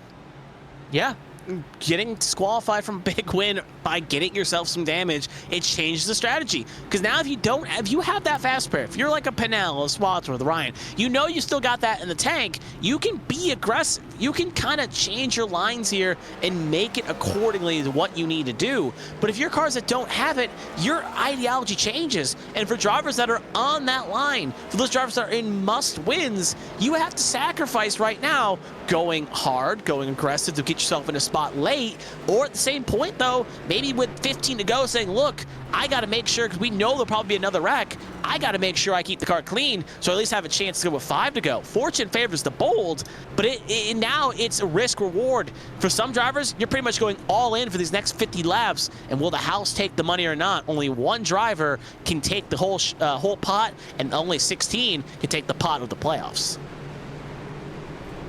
No, absolutely. Now you absolutely have to be smart. You cannot risk your car. You cannot risk damage to your team effectively, because any damage could mean the difference between getting into the playoffs and being on the outside looking in. 29 drivers were here in practice. 35 will ultimately make the call to come to the green flag for the first time tonight. And these 35 drivers, while some of them are locked in, the majority of them are on the outside looking in. The majority of them are trying to fight their way in for one of those last playoff spots. It's win and you're guaranteed in. And if you don't win tonight, then you could be in a very, very rough way. Yeah, you have to, and that's the thing that feels worse. When you get across the line and you're just sitting there, you know what you got, you know what everyone else has got around you, and you have to do the math, or you just got to sit and wait and hope you get a chance and they shine on you and give you the glory to make the playoffs. That is no worse feeling than just waiting for the stewards to make the call to see where you end up lining up. But up front, as we're going to get the one to go this time by, it is going to be coming to the green, I should say. It's going to be Pennell Ryan, row 1, McDonald Withers, row 2, Sasek Peach, row 3, Sharp Flores, row 4, Wright Henderson, row 5. And those top 3 all just looking for wins, nothing more than that. So you can see just how it's shooken up here, and the field's been turned on its head. Pace car makes the hard left turn down pit road, and it'll be Ryan Pennell. Chrissy Ryan up front. Green flag flies for the 3rd time tonight, and we start stage number 3 with a bang. Chrissy Ryan slow to go, but Ryan Pennell gonna lead them into turn number 1 for the final stage start. You got to be careful. Ryan Pennell got a little bit too far ahead here, and that's also another bit of a problem as well. When you get that far ahead, you can always be in trouble. But there's another thing, as we saw in the far shot, with so many cars coming in a second time there, just to top off, it's caused a bit of a checkup where most of the cars are fired up off the low side rather than the high side, and you can see the ramifications of that right now, with only 5 cars currently at the moment on that high side, and outside that top 20 we see on our screen, all of them on the low side. So overall, Ryan and McDonald not going to get much help, and it's going to be a minute before Flores and Henderson can come in and bring the cavalry here. So right now, Pennell looking at least poised to lead this lap. It's going to be a photo finish between the two, but Pennell going to take that lap with Withers in tow, and it's an A-squared 1-2 right now. But Kristina Ryan and McDonald, HTL veterans, trying to make that high side work. Doing everything they can to make that high side work up there, trying to figure out how that they need to do to put the hammer down and get the momentum on the field. Ryan Pennell, who's I believe making his first start tonight with HTL this season, currently leading the field, but not for long as Kristina Ryan gets the shove from the 78 of Dylan McDonald. Richard Odie on the sidelines tonight, letting Dylan McDonald pilot the 78 for him. So Chrissy Ryan back up to position number 1, Elias Flores in 3rd, and it'll be Blake Henderson, who's got the longest winning drought here in position number 4, trying to put himself in position to win this race and lock himself into the playoffs. Yeah, one thing that just sucked her is Ryan Pennell just got left out to dry. Everyone pulled out behind him, and now he fell back 5, 6, 7 spots, as now he is now sitting in P6, possibly P7 in a second, if Peach can wrap it around the outside here, giving the lead to Ryan and McDonald and Flores, 1, 2, 3 at the moment. But then you got a hungry Henderson in there in 4th, who, again, we talk about it week in and week out. He's probably getting the entire spring up. His long winless drought, as Carmen was already kind of sensing where I was going with that. Long winless drought, trying to break that right now, P4. And again, with the playoffs being momentum-based, getting yourself in with a good high could be something that can really help you out when you see it. So right now, Henderson, knowing it's been a long time since he's gotten one of those checkered flags, it eats on him, but there's no better day than the present to get that car into victory lane. No time like today to get a win, especially when you consider just how important a win would be, not only for your team, but also for momentum going into the playoffs. Not a whole lot of time in these playoffs for this season. Next week, we'll have the All-Star race at Slinger Motor Speedway. Look for these drivers to be running late models at the short track, just like they used to back in the olden days, before we go to a 7-race chase for the HTL Cup starting on September 2nd, the Southern 500 at Darlington Raceway. And of course, we'll have all those races right here on ABN1. Yep, they all will be on ABN1 for your viewing pleasure. You can also check out ABN Studios YouTube page where you can see all the old broadcasts of HTL for seasons past, along with A Square and a Champ Car and a bunch of other series under the ABN umbrella. So make sure you tune in there after this race to get up all your lore from all the series that run under the ABN umbrella. But sticking up front is still the Ryan McDonald show, but you can see right now the Pinnell Sasek show trying to crash that party as Pinnell now charging back towards the front here. And worth noting, again, he kind of played a good strategy call there, but he did stay out under stage number 2 when everyone else came in, similar to we saw Clavitt and the other car in question, DJ Trout, do. So there is that concern that Pinnell will have to come in at least a lap or 2 earlier than the cars around him. And if this stays green, as he almost got a bad bump there from Sasek, could be a bit of a concerned problem. So you do not want to come down pit lane alone. And I think Pinnell's hoping, maybe trying to talk in some sweet nothings around his teammates' ears to get them to come in a bit earlier, but they're not going to throw away their own races to please him. If you have a spotter, if you have somebody looking out for you right now, this is the point where they will start talking to other spotters, traditionally speaking. This is where they start talking to other spotters, start saying, hey, when are you going to come in? When are you going to come in? Can we come in with you? And start doing a little horse trading to figure out who they can run with, who they can trust, and who's not going to run them into the wall at lap number 100. Unfortunately, they don't have that opportunity here. At least most of the drivers don't have that opportunity here to have the eyes in the skies looking out for them. So I would think some of these drivers are now going to start talking to their teammates. When do you want to come in? When should we come in as a team? And who do we want to come in with? Is there anybody on another team we can try to figure out a makeshift alliance with? If you have that ability, if you have that opportunity to come in with another partner, then you'll be able to get back into the draft and start a lot faster than if you did coming down alone. But if you're one of those privateers, I'm looking at the 78 tonight. He needs a friend. He needs somebody that he can run with to get in and out, because he doesn't have a teammate out there. The one positive, though, is obviously with his years running in HTL, some of these other drivers running in other series, they've made friends throughout other series that they can come together and say, hey, look, I know you, we worked together in the past. Why don't I just mooch off your team strategy and come in with you? Because you're not going to be able to call the shots of a team of one, but at the very least, you can kind of peel off of someone else's strategy here as long as you know at least one of the drivers on a strategy call here. So like McDonald, again, could be like, all right, I'm a Toyota, so why don't I come in with the Arrowhead cars, try to guess off their strategy. We even know as well, Arrowhead in communication a bit, but maybe not as in syncrasy as other teams, so they may be a bit sporadic as well. So maybe on the radio with Ryan, like, look, you're filling in here as well. You know you're going to little talk to Arrowhead, but why don't we work together? There's the element where you're, like you said, Joe, your spotter, yourself, you're trying to wheel and deal. This is almost like a reality TV show, again, at 200 miles an hour, where you're trying to make alliances for green flag pit stops to put yourself in prime spots. We're going to bring in the team owner once again, Carmen Sienna, to talk about this. Carmen, when you get to this point, is it just a matter of working with team members and working with teammates, or is this a team order issue? Do you order your teammates, come down with this car, come down with me? How do you manage that in a situation like this? You're approaching the stage now where you do have to start sort of separating yourself from the team a little bit if you're trying to win this race. And each team's going to have, at this point, a driver that is going to be dedicated to the cause of getting one of their other drivers into victory lane if they can. Right now, you see both the set cars, the 9 and the 99. They're going to be working together very well. Flores needs a win to get into the playoffs. Sasek's already in. It's no coincidence that they're together right now near the front of the field. They're not in the same line at the moment, but that's okay because they don't have to be at the moment. But they're all together, and that's the big talking point. We were focusing on Austin Mongold because he's in heavy fuel safe mode. He is running 6 miles an hour slower at the very tail end of the field right now. 32nd is right tail end of the field. 32 cars all in this group right now with a chance to win this race still, which is incredible for where we're at right now.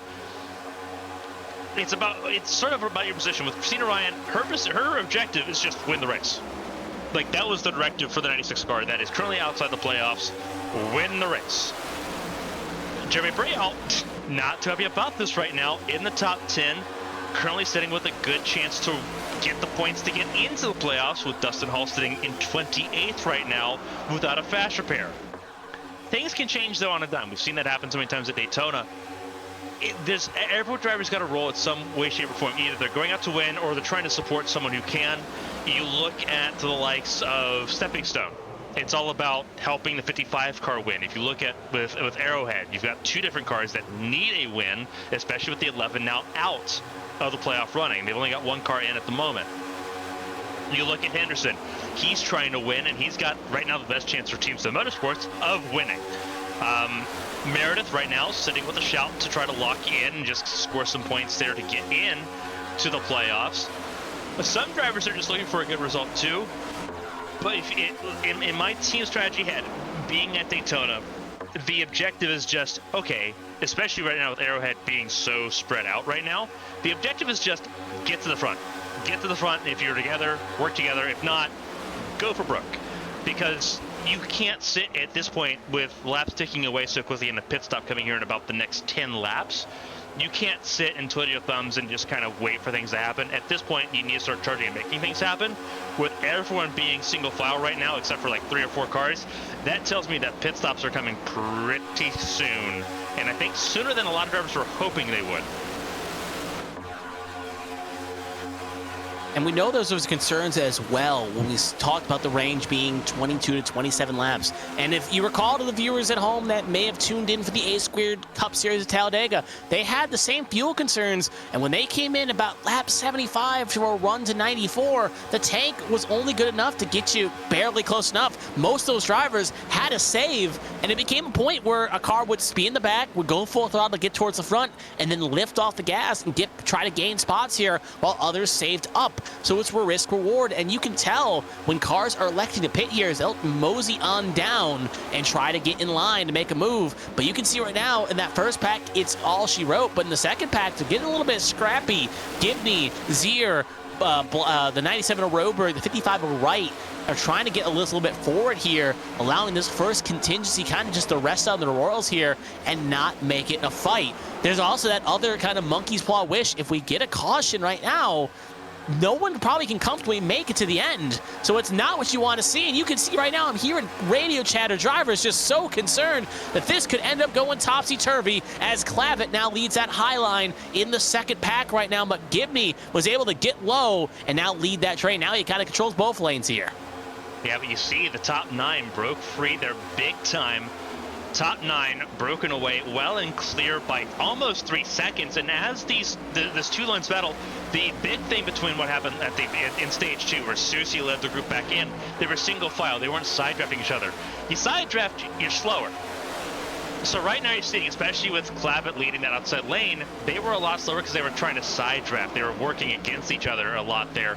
And you're seeing that gap just continuously fall downwards. You're going to see that a lot more later in this race because now the cooperation is gone. You've been doing the cooperating, the friendly game now for, you know, the better part of 2 hours at this point. But from qualifying, obviously we've been live for 2 hours. Now, probably a little bit more closer to about an hour at this point. But the patience is gone. The cooperation is gone. It's no longer all for one. The Musketeers mentality is over. The honeymoon phase has died out pretty quickly as far as how everyone feels going into this race. Now it's time to get down to showtime, but you see the gap now. Just a lap ago, it was 2.8 seconds. It's now 4. They are losing time and hemorrhaging it badly here. It was a 9-car breakaway right now with Kristina Ryan and Tommy Willis, 2 Toyotas bookending that top 9 that are just pulling and pulling and pulling away. And if someone like Frazier, who needs a win, Henderson, who needs a win, that is massive. That means that you're in the absolute best spot. Only thing that can change that is, of course, one of them good old-fashioned cautions that we don't want to see right now, because that would really throw things for a loop. Yeah, those pesky yellows can definitely line out, but like you were saying, this is all good and smiles for that top 9 that have broken away and have made their own little bed here. The problem again is with these drivers racing so hard, there is always that risk that someone will just get hooked, and there's the caution, there's the neutralizer. But at the same point, green flag pit stops on the horizon. If you have that big of a gap, you don't have to be as pressy to try to make a move here. You can see cars are now making jump in line in and out, but if you're in that top 9, you can be a bit reactionary. You can try to make things happen and just try to bookend the right spots and make sure you don't make mistakes. But here, you're fighting for your lives, and you know that desperation is getting worse and worse and worse, knowing that gap is growing and growing and growing. So that pressure eats on you, and you may try to get more aggressive in the pit lane, speed, make mistakes here and there, and just pressure and stress lead to mistakes. And you may see that in the second pack here as it continues on. But right now, if you're in that top 9, if you're a fan of one of those drivers in the top 9, you are basically got the prayer beads, and you are hoping that this thing stings caution-free, and it could be a race between the 9 of them. Here's what I like about what the top 9 is doing right now. None of them are pushing the envelope. All of them have that agreement between them. We're going to keep running smooth, we're going to run clean, and we're going to conserve the fuel as best we can in order to make this race a one pit stop race. I like what they have going right there, and I think that is why they've got a full head of steam compared to that second pack where you had 2 lines fighting amongst each other for position. Now they've calmed down. Now they've realized, all right, we don't need to be racing this hard. We need to be conserving and figuring out when we want to come down pit road and who we want to do it with and how we want to do it. So but that second line, I think, did lose themselves not only quite a bit of time, but quite a bit of conservation as well. I think this second group of cars are going to be forced to come down pit road before the group of 9, now 10 up front. And one thing I like as well, look at Clavitt throwing some blocks there. Like, he is trying to keep them in line here, do what you can. But I want to bring up is that in this first pack, I'm listening to communication. I'm listening to kind of radio on him. And Kristina's just kind of keeping the troops calm, trying to say, look, we're in line right now. We're doing what we need to do. Let's keep it going. Let's get the gaps, leave gap, push where we need to push to make sure this gap continues to grow. That is a veteran presidentship you want leading a train. And I tip my hat to Sosi at the end of stage 2, leading that train forward. But you can see Ryan, McDonald, and even Peltier Sharp leading the train, kind of giving communication, saying, all right, this is what targets we need to hit. This is what we need to do. And they are helping out this pack continue to push and pull right now. Meanwhile, Joshua Sosa is on the radio kind of just saying, what are we doing? What are we doing? In question marks about what is going on in the second pack here, how it is just gone to a full-out civil war, as in a couple laps time, we'll have 25 laps to go.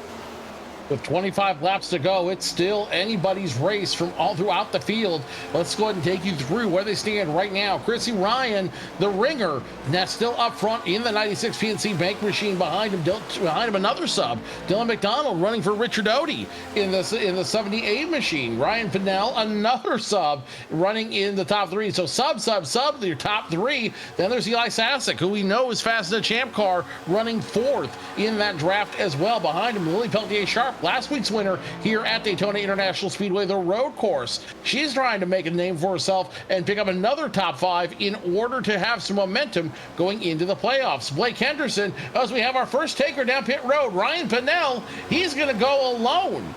That's a very bold move for Ryan Pinnell. He goes alone out there. No one's going to join him. The 21 trying to play this race from backwards. I was going to tell you that's the reason why I was kind of bringing it up. Ryan Pinnell, remember, stayed out at the end of stage number 2, and he took the advantage, but he was going to be a couple laps short in comparison to the cars around him, and no one went with him in that first pack. He went on the radio and said, I'm pitting, and no one else was going to do it because obviously you can't comfortably make it if you pit at 74. So Ryan Pinnell had to come in. He was at his wit's end, but the rest of the field needs to get comfortably into that past 75 if they want to be comfortably. So we're going to see here coming around again. We'll see if anyone else maybe in that window right now. No one in the top 9, but now we're firmly in pit stop window, and I would definitely say no one in the tank is about 22 to 27. We're going to see probably cars coming, trying to stretch the magical number of 78, maybe 79 to ensure they got enough fuel to make it to the end. And that is the name of the game right now, making sure you make it to the end. Dean Clavette going to be the next one to throw his hand out the window. He's going to pit in. I think Austin Mongold, the 91, is going to come down with him as well this time. 57 is going to come down. Lee Frazier, Zach Meredith, the 17. So we're now starting to see that second group come in. And it's like I mentioned earlier, I was wondering if that second group had lost a little bit of momentum because of the infighting they did. It looks like they did, and now they're trying to get ahead of their fuel woes as it's going to be the 90 in the, you have to give a shout to the 92 for being in that papyrus throwback machine going back to NASCAR Racing 2003. Dean Clavette and others will come down pit road this time by, and they will at least come in a pack amongst themselves. Yeah, leaders also came in as well. They're every car except for one. That was Jeremy Braille, who did not get the memo, and he is going to be stuck out all alone on an island right now, as he's basically going to lose time ham over fist. But race off pit lane, McDonald gets out ahead, but I think he just said something about a black, possibly. We'll see in a second. Maybe it was black or blend. It was hard to hear him. We'll have to keep an eye on him right now. Maybe some implications in that 78. But like I said before in the broadcast, that 78 right now is fighting to try to get into the owners' playoffs right now with McDonald at the pilot. But we'll see again. And yeah, he's going to have a black pack penalty confirmed right now. So he got a black from something. He is not going to merge up here. He's going to allow the cars to go around, and they'll have to reserve it here. So penalty for the 78. That's going to take him out of second position, and bearing a caution, going to take him out of contention from winning this thing.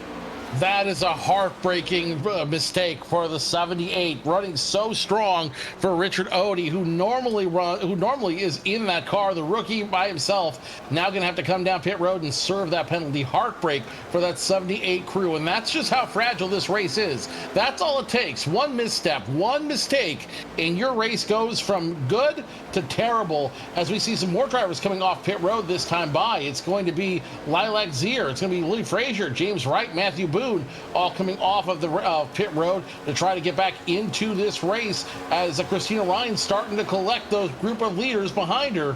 Technically, as it stands right now, it's Chad Swatsworth, your leader, DeMonte Dotson, Seth Wansing, Josh Gaiman, and Hunter Peach, your top five, but they're going to have to come down pit road. Yeah, they'll have to come down eventually, and I'm kind of watching as we watch his lead pack here, the pure separation that 6-7 cars that came in and got away. Swats were going to come in this time by. We'll see Flores coming as well. It's probably going to be a lot of these cars in this pack coming in, but the good news is the longer you push past this lap, the better you're going to be in making if we do see green-white checkered attempts. One other thing to note as well, Austin Mongol just had to jump the pit lane, so he may have ran out of fuel, so he is going to be in major implications here. You'll see him right there, slow on the apron, and that is usually the sign that something has gone wrong, and that is not good for the number 91. He said he was all out of Dr. Pepper on the radio. I didn't think that meant he was out of gas, but unfortunately another critical error that will end his contention for the evening and potentially for the championship. DeMonte Dotson, Chad Swatsworth, Kevin Gibney Jr. out of the 22 of Gary Donaldson now on pit road. Josh Gaiman coming off pit road. Josh Soucy coming off pit road. The 00 of Pacey White coming off pit road. And I believe that's also the 20 of Hunter Peach coming off as well. The 5 of Seth Wansing and the 12 of Dustin Hall. So that third contingency who was leading the race now back on the racing surface. That will give the lead to, I believe, Selena Thompson? Nope, Kristina Ryan.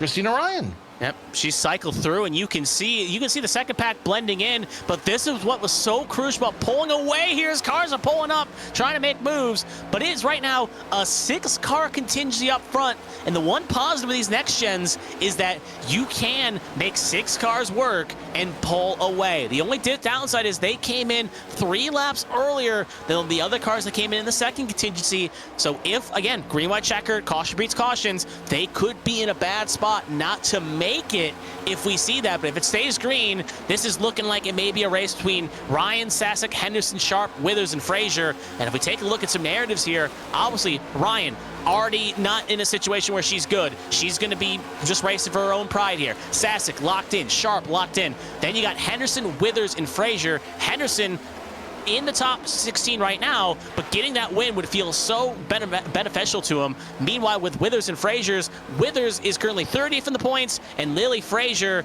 is 25th, so must wins for both those. Absolute must wins as Ryan now getting the shove from Blake Henderson as a 9 of Sasek says, you know what, I'm good, I'm locked in, I don't need this right now, I'm going to back to the back of the line and let you guys battle it out. Now Blake Henderson all over the back bumper of the 96 of Ryan, just trying to force her into an error, trying to make her make the error to get away, to either move up or move out of the way so Blake Henderson can lead some laps right there. Lily Sharp in the mix, Tommy Withers in the mix, Lee Frazier, who you mentioned, must win, has to get that somewhere, get that win in this group as well. But all of them have to contend with the unsinkable Kristina Ryan. Hearing some radio communication right now. Kristina Ryan having fuel concerns to make it to the finish line right now.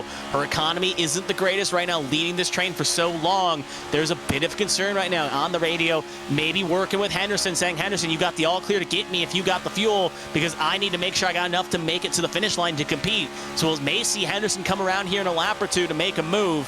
But right now, Kristina Ryan, at least saying on the radio with the drivers around her, there's some slight concerns with the fuel, and she needs to concede. There, she'll pull out of the line. Henderson will take the lead. Ryan will have to slot in behind. But if one driver that can move their way to the front, it is going to be Kristina Ryan. So now Henderson leads the way in his number 25 with Pelletier Sharp right behind.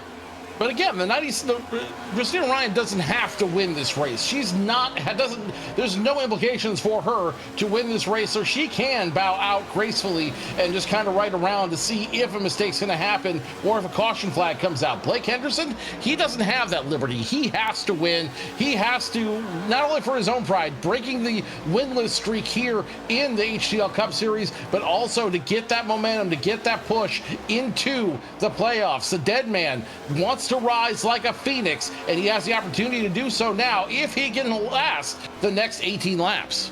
You know, you say that, but at the same point, it's the driver in you. You may be running for fun, but you still want to win. There's no way Kristina Ryan took that ride opportunity coming in earlier today and was like, I'm just going to putt around in 30th. You know she's going to want to win here.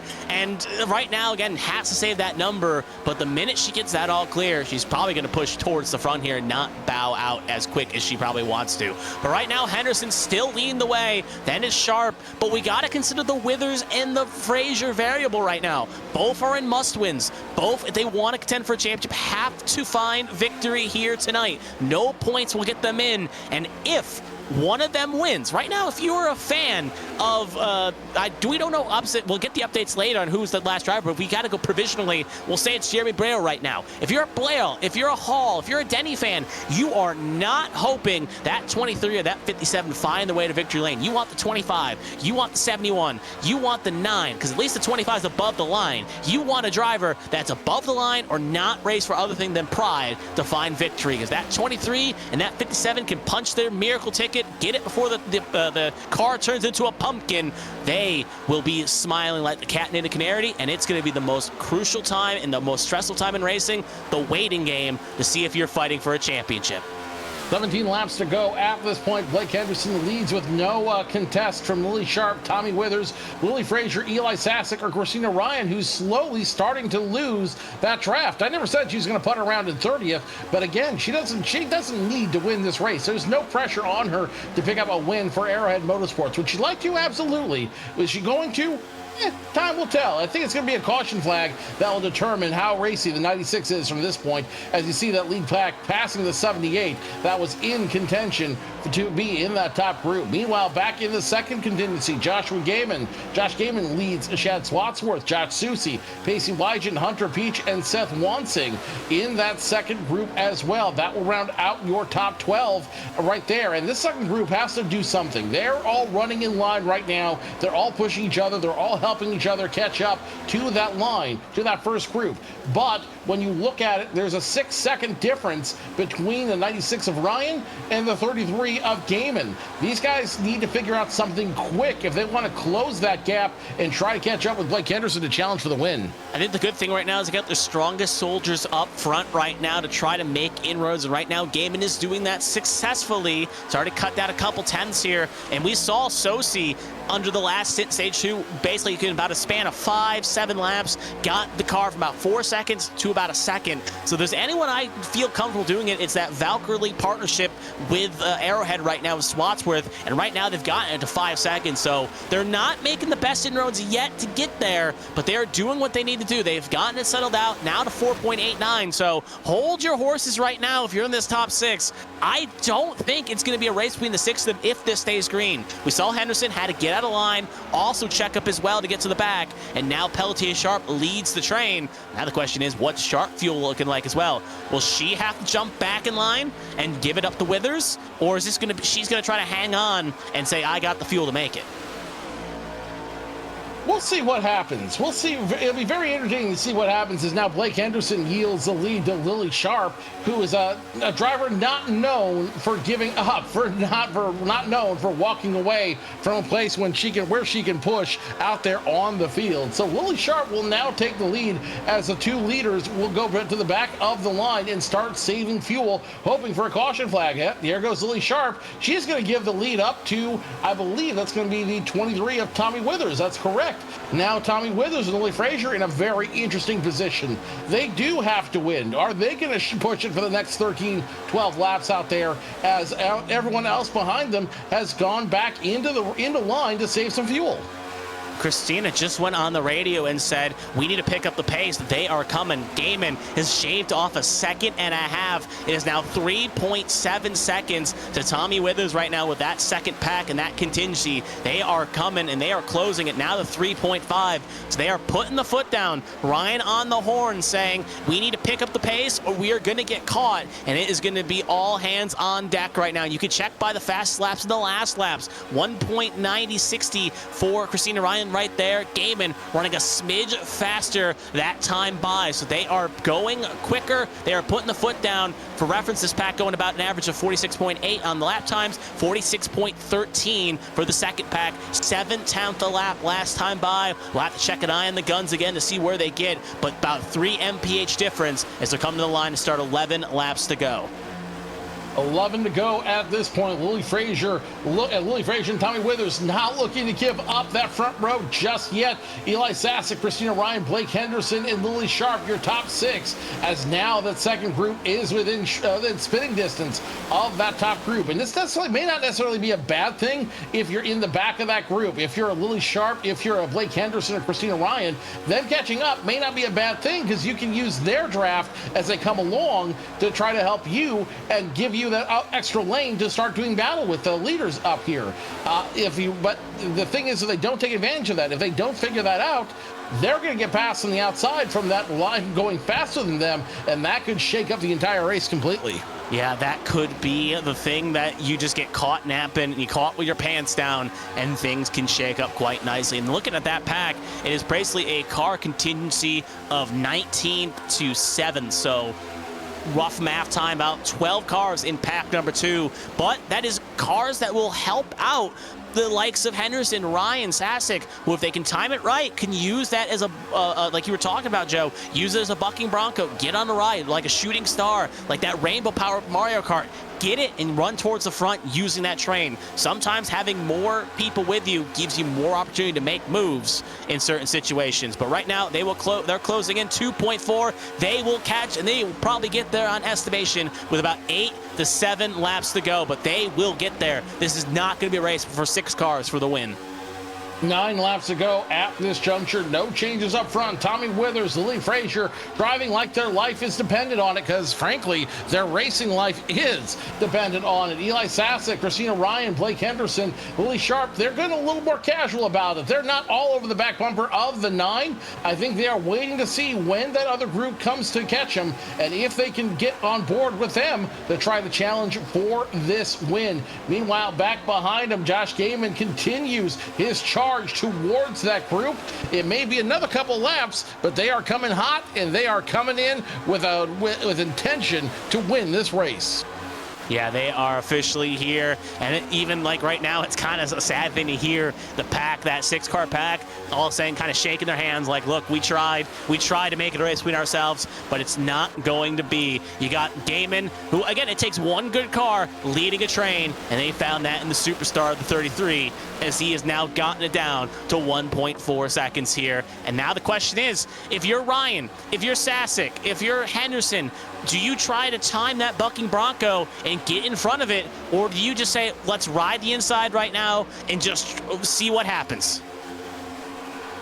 At this point, all bets are off. The table is clear. You make your call, and you live with the results of it. They've caught up, and now it's a race with 7 to go. When we get to the start-finish line, Gaiman's got a big run towards your leaders. Tommy Withers, Lily Frazier about to go under fire, and the boxing match has just begun. Oh, this is the moment. This is the thing where your heart sinks, but this is where the viewers love to see it. They're cheering on right now as it's a Valkyrie Arrowhead high side. Also, Wygent and Sosi working together, even though they had a little bit of a scrap up last week at the road course. McDonald's going to get out of here, not wanting to play a factor, just gets caution. More to come out to try to get the lucky dog here, but there you can see, zooming around the high side, Gaiman, Swatsworth, Sosi. Question is, will one of these cars pull out in front of Wygent here? Right now at the moment, neither will blink. They want to stay linked up, at least for the short term here. Feeling confident on that high side.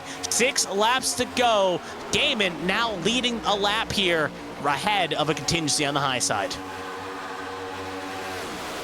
So Joshua Gaiman, who's already won one race and is locked in, looking to win a second one, going in with a full head of steam into the playoffs. Chad Swatsworth, Josh Susi up in the high line as well, but now look down low. Here comes the 23 of Withers. Here comes the 57 of Frazier. The 9 of Eli Sasek in that mix as well, and they are starting to cut away into that lead, trying to get up front. If you're on the low side, you got to figure out where you want to play and want to play quick. With 5 to go and we cross the start-finish line, time is running out. Now it is go time. It is go time indeed. You can see it right back there. Clavitt trying to push Roberg to something here, and you can see it getting squirrely. I think we see a third line forming right back there. It's going to be led by Roberg in the middle groove right now. Trying to get up now, going to jump low. So Clavitt going to be left at the dance floor. He's going to have to settle out as they are pushing. So Clavitt going to be left alone, going to get some help from Braille, though another driver that was on that line needs to get as many spots as he can here to try to get towards the front. Now Blake Henderson's going to jump in front of the 90 of Clavet, and the 5 of Wansing is going to get in the middle as well. We've got 3 lines of racing, but can it be sustained? Can they hold on? The 00 of Wygent now in the middle. 3 wide for the win as we have lap traffic coming up. The 91 of Mongold's going to get the heck out of the way. Let these drivers battle it out 3 wide. Withers up front. Withers and Gaiman up front. Gaiman, your leader on paper with 4 to go. Respect by Mongol there, knowing they were 3 wide, did not want to check up a line, let this finish out the way it was intended. They will not catch any more traffic before this race has officially concluded. Right now, that high line still strong, but Withers trying to be that low contingency, and you can see some aggressive side draft between Wygent and Meredith. Wanting trying to push that 00 for all it's worth right now with 4 to go, but it is fizzling out. They're going to need some more help to jump to the middle or low line to make something happen. They may even have to try to conform their efforts here to try to get one more shot at it, but right now you are not conceding a spot here if you can help it. 3 laps to go. It is still Gaiman up front, but you know Swatsworth, Sosi, and Peach are all itching, even though they've all have found victory lane at least once in the past 2 seasons.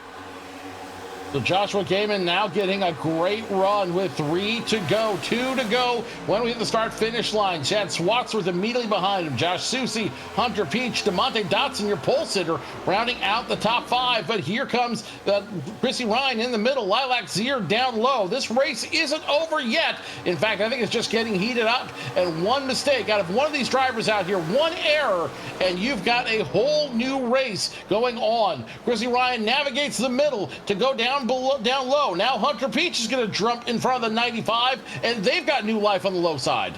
I like that call by Hunter Peach, knowing Ryan's been a firecracker to lead towards the front. You want to jump in front of those 2 strong warriors on that low side right now. Hunter Peach charging up towards the front with Kristina Ryan in tow. Seth Wansing on the low side. Meanwhile, it's the same 3 on the high side. Gaiman, Swatsworth, and Sosi. And look at that push. Ryan has pushed Peach well clear right now on the low side. Wansing going to get clue 2. He's going to go up high to try to change lines. Peach is going to cover it off. Ryan going to hang low side. Roberg, another must win, is on that low side right now as they fan out here. It has been a major shakeup as they come off of 3 and 4 here. It looks like it's going to be a duel for the finish here, duel for the ages. Who can get that push and set themselves up for glory?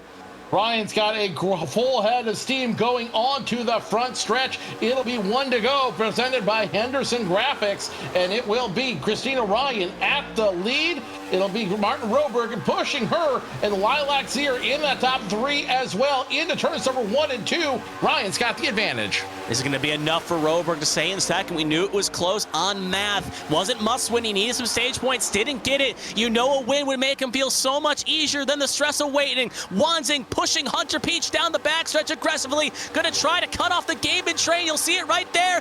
Peach, Gaiman going to flip low 3 wide. They're going to 4 wide it. That's going to kill momentum. Sosi gets in the Meredith. They're wrecking in the back as they come to the start finish. Green flag remains. We'll follow along with your leaders as Chrissy Ryan now under fire for Mark Roberg. Roberg turns her into the wall. That to the wall she goes, and Josh Gaiman will be the recipient of the win. He will take away that win. Hunter Peach second, Lilac Zier third. That was a chaotic finish, and obviously it got a little bit with how chaotic it was. You could just see how iRacing was even having problems trying to get it looked at. So we'll maybe pull up a replay possibly from another one of our cameras to see if we can get it, what happened that last lap, maybe from a different perspective. But right there, though, Josh Gaiman will take the win, Peach second, and Zier third. So Josh Gaiman will take the checkered flag and will end up winning this race, get his second win. And like I said, momentum is a tricky lady, and Gaiman is grabbed it by the horns. Your winner here at Daytona. Go and go back a little bit and watch these two incidents as they happen. The first one is going to start around the 81 of Josh Susie when they try to go 4 wide up front into turns 3 and 4. The 9 of Eli Sasek just got a great run as you see the 33 of Gaiman spinning it out in the field up front. Gaiman, your winner here at Daytona International Speedway. We will have to go back and take a look at that in a moment as Josh Gaiman going backwards, moonwalking across the grass, pick up his second win of the season. There he goes, burning him out. Josh Gaiman, big win for the 33 team. Yeah, big win. Another win for the Valkyrie Lady Liberty contingency. Another win for Valkyrie. You know, it's all smiles in that camp as they have been the dominating team so far this year. No Cinderella will punch her ticket via the owners or the drivers. So now it's up to math. And we know those HTL stewards right now are doing the calculations. And the question is, where you finished may decide your fate here. And for like Roberg, who was looking poised to get a second or a third, ends up getting 13th. Is that going to be not enough to make it through? There's a lot of question marks. We'll see if we can get you an answer before this stream ends, at least roughly who the top 16 are. If we can, if not, we'll have to kind of go with speculations. Keep an eye on the socials for that. But one thing we do know, Gaiman already in, gets a second win, and that will get him some extra points for the playoffs. If we can, I'd like to go back and look at those two incidents that ended this race and brought out the caution flag at the end. I think we're still waiting on our some drivers here for interviews. So let's see if Carmen can take us back to that first incident. Like I was saying, that starts around the 81 of Josh Gaiman. Alrighty, so it looks like we got that pulled up right now, as it looks like we're ready to get this going here. So this incident starts around the 81 of Joshua Sosi. Sosi is running with DeMonte Dotson and the 18 of Shad Swatsworth. You see them 4 wide in front of him, but the car I'm looking at is right now the 9 of Eli Sasek. Sasek gets a great run with an 81 after the 81 gets shoved down into the middle lane by the 31 of Dotson. That's going to hook the 81 around, collect the 17, and just cause a chain reaction to end the race for all 4 of those drivers. Now and when we go back up front, we'll show you what happened between the 97 and the 96 for the win. Those two drivers end up getting tangled up on the very last lap as well. Yeah, you'll see here again, the 4 wide move never works out, but you can see right there, Sasek gets on the corner panel of the 81 Associate and sends the 17 hard into the outside wall. His second big lick of the night there. Just a big shunt right there. Same thing with Dotson spinning around. And at that point, Meredith, knowing he needed points, the chaos kind of plays up, and we'll have to go through the flashes here to get what we can get. You'll see Kristina Ryan trying to run the line here with Roberg. And you can see right up front, she's trying to hold the line, trying to block, trying to make something happen. And then when she comes off the corner, you're just going to see it here. Roberg goes high, has the line with a bit of a late block, and that gets on the corner panel. And meanwhile, Swatsworth gets collected there back as well. And that opens the door for a duel between Stepping Stones and Gaiman of Valkyrie. And Gaiman ends up winning the charge late there to pull off the race. So right there, it was just, you can't blame Kristina Ryan for trying it. That's a move you make 10 out of 10 times coming to the checkered flag of a race. But it ended up going not for broke and ended up taking both cars out of contention for winning this race. Well, if you can't win, be fabulous. And unfortunately, both those drivers are going to fall a little short of that as they get ready for the playoffs. Let's go ahead and take you and go down to victory lane with our winner, and I'll give it to Kevin Young, who's going to talk to Josh Gaiman, the winner of tonight's race. Sorry about. Oh, hi. Oh, yeah, hi. Hi. We caught you talking to a crew member there. But welcome to Victory Lane. I'm Kevin. I assume you got a copy of us, correct? Yep. All right. Obviously, it was a very eventful evening here, and we got to start all races at the beginning. So through those first two stages, I got to ask your opinion. You already had that win. What was the mindset for you? Were you trying to help teammates, or were you just racing for pride? Yeah, I mean, this week I was trying to help out the 31 and the 27 because they're further down the list on points, and just towards the end of the race there, it wasn't working out for track position of where we were at, and you know, coming up to the end there, I was up front, and I figure if I could take a win away and keep other people back there battling for points, then it's probably better off than, you know, maybe a couple of people can get lucky and point in at that stage. And you know, I just did what I had to do, and luckily Chrissy and Roberg got together there, and I was able to just kind of shoot the gap and get through. Yeah, it worked out quite nicely. Moving further on, we knew it was a fuel mileage race, and we saw that in the final stage with how it was playing out. Saving fuel, trying to make that number. You came in a couple laps later, and we saw by the time you come out, you were in a pack about 6 seconds back. So what was the mindset in that pack, chugging away to get there with 7 laps remaining? You were obviously leading that train, but what did you have to do to get that pack to catch up to that first pack? Yeah, I mean, Shad and Josh were right behind me. And those two, you know, Shad said, "I'm with you all the way." So he got on my bumper, and we pulled in 9 seconds. You know, it was probably about a second a lap there for a little bit. And you know, he started to get hot, so he had to back off a little. And even then, we were still just chipping away at it half a second at a lap. And, you know, I saw 10 to go, and we were about 2 seconds back. So I figured, yeah, we got this. And, you know, I made a late shoot around the outside there to kind of throw off the people on the bottom so they wouldn't try to shoot up in front of me. And luckily nobody did, because I sure as hell wasn't lifting. You know, if they wanted to see God or a checkered flag, they were going to see one of them real quick. And, you know, that was just a really good push from him to pull back like 9.5 seconds. Like I said, that was crazy. I did not expect us to catch him as quick as we did, but it worked out. Yeah. Speaking of, let's go through that final lap there. You went from not in contention to chaos around you to in contention. So take us that final lap from your perspective. Yeah, I figured what Chad was doing was laying off to kind of get that out of 4 big push and shoot around the outside there. And then on the backstretch, everyone started to fan out and get all over the place.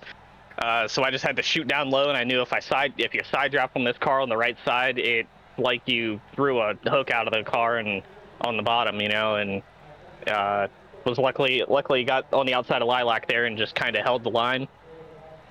But yeah, I mean, without Chrissy and Roberg getting together, I'd probably be 3rd or 4th, and I just got really lucky there at the end.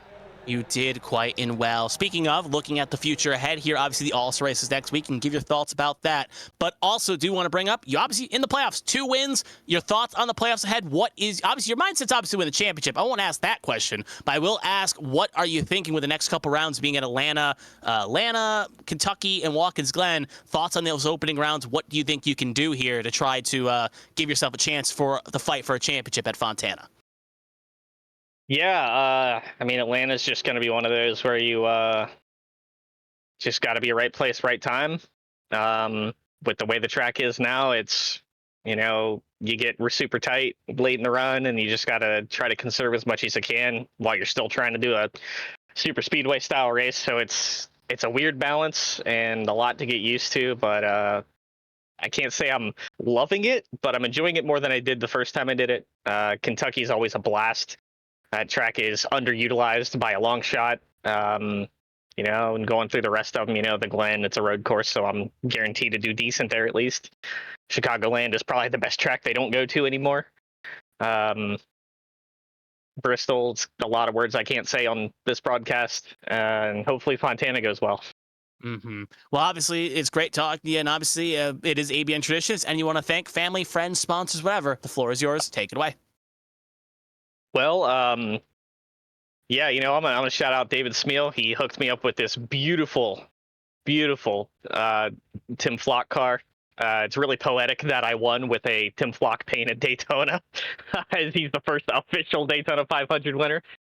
So that is definitely very, very cool to do. And shout out everyone over with Lady Liberty and Valfreya, just pushing each week to do better. And we work together really, really well. And obviously, with the results have been showing the last few weeks that we've really stepped up.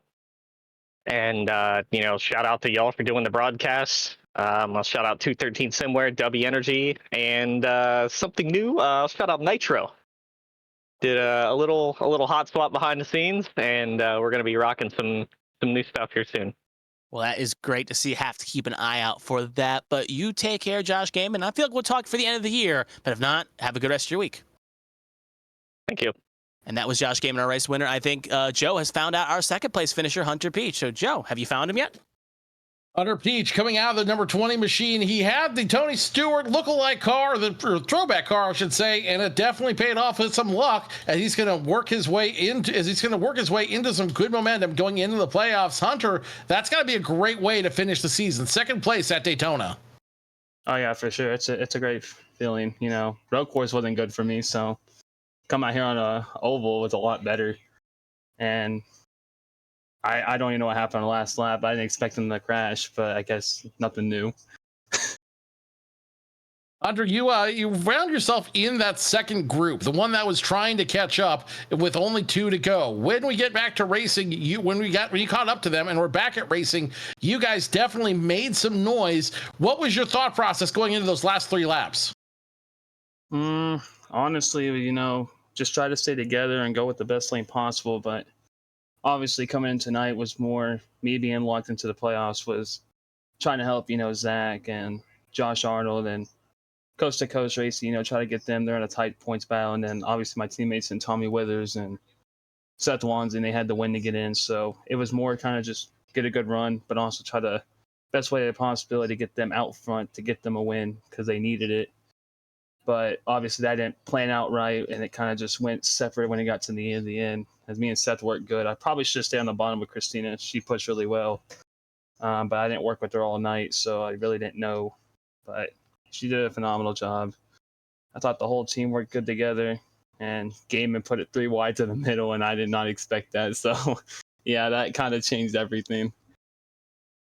So now looking at it, you're going to be running for a championship, and the first 3 races will be knockout races. The Southern 500 at Darlington, the September 9th at Atlanta, and September 16th at Kentucky Speedway. Are any of those 3 races apprehensive for you, and do you see any obstacles getting into the next round? The only one's probably Watkins Glen. Really enjoyed Darlington. It's one of my favorite tracks to run. Obviously, Atlanta won earlier in the year, but it's a plate track, so you really can't predict it. Kentucky is really good for me in this car, so really not worried. It is the first time being in the playoffs, so I've been on the sidelines a couple of times, had good runs through there, so not entirely worried. But I do like the first round, just kind of skeptical about the second one. If I have a bad run at Watkins Glen, I really feel like in the second round, Chicago is probably a must-win. And it's a track I ran really good at, but not too worried. I feel pretty confident going to Darlington in 2 weeks. Hunter Beach finishing second place. Hunter, who makes it work for you in the 20 team? Obviously, David and NFG and everybody over at that team. Coast to Coast, Pacey being an affiliated teammate helps a lot. Everybody back watching, 213 somewhere. Everybody that puts everything together. Don't worry about me right now. I'm kind of a little messed up right now. I've had a little too much, so trying to think everything through. But just mainly everybody, all the sponsors, DNN, and I can't think of the other ones, but yeah, there's multiple of them, and then everybody else back watching, all J Paul's friends, Cole, everybody. Yeah, you gotta appreciate all of them for the support, and then obviously y'all put on the broadcast. Hunter Beach finishing second tonight here at Daytona International Speedway. Let's go ahead and kick it back to Kevin, who's caught up with our third place finisher, Lilac Sear. Yeah, I found her down the pit lane here. Lilac, you got a copy? Yeah, I got a copy for you. All right. Obviously, again, you had an eventful race as well. Obviously, coming into tonight, even though technically you weren't 100% mathematically locked in via certain things, obviously with the graphic, but you had 124 points. You're basically locked in. So I'll ask the same question I asked Gaiman. Going into the night, what was the game plan? You were locked in. Were you helping other teammates? Were you just trying to run around? What was your mindset coming into tonight, knowing that you were already going to be competing for a championship in 2 weeks' time?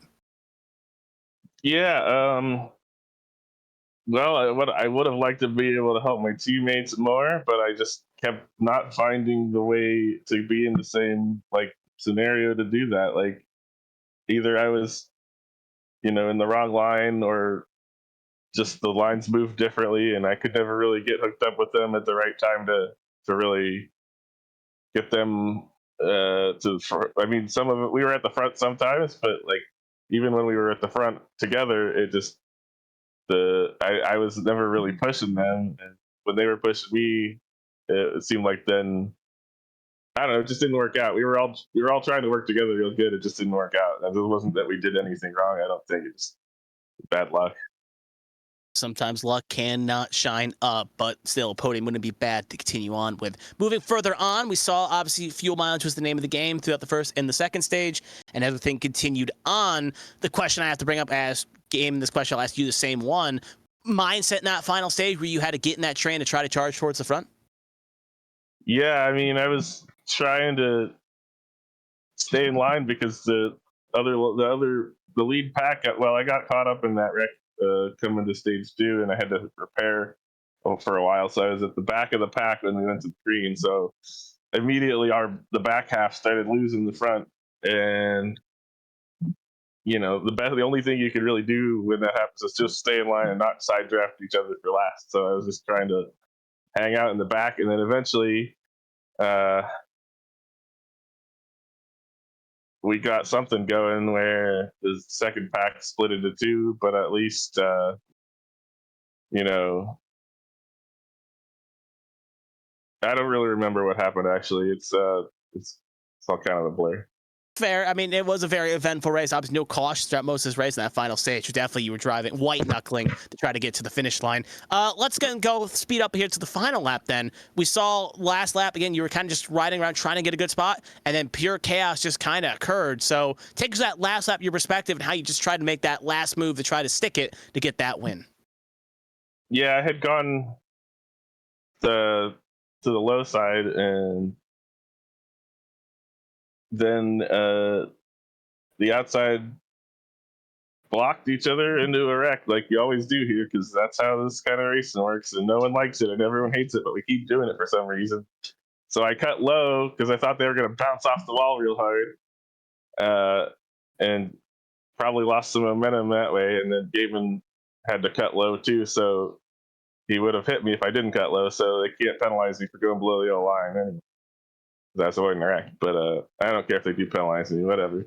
But yeah, I just lost the momentum, and the 20 car got me for second, but it doesn't matter. Yeah, sometimes it doesn't matter. Obviously, through the playoffs regardless. Speaking of those playoffs, thoughts on the upcoming rounds? Obviously locked in with the All-Star race next week, and Atlanta, Kentucky being the next 2 rounds. Thoughts on that? Do you think there's a chance we could see you make that run and get it all right to compete for the championship in Fontana in a handful of weeks' time? I like the first race. I like the first round, except for Atlanta.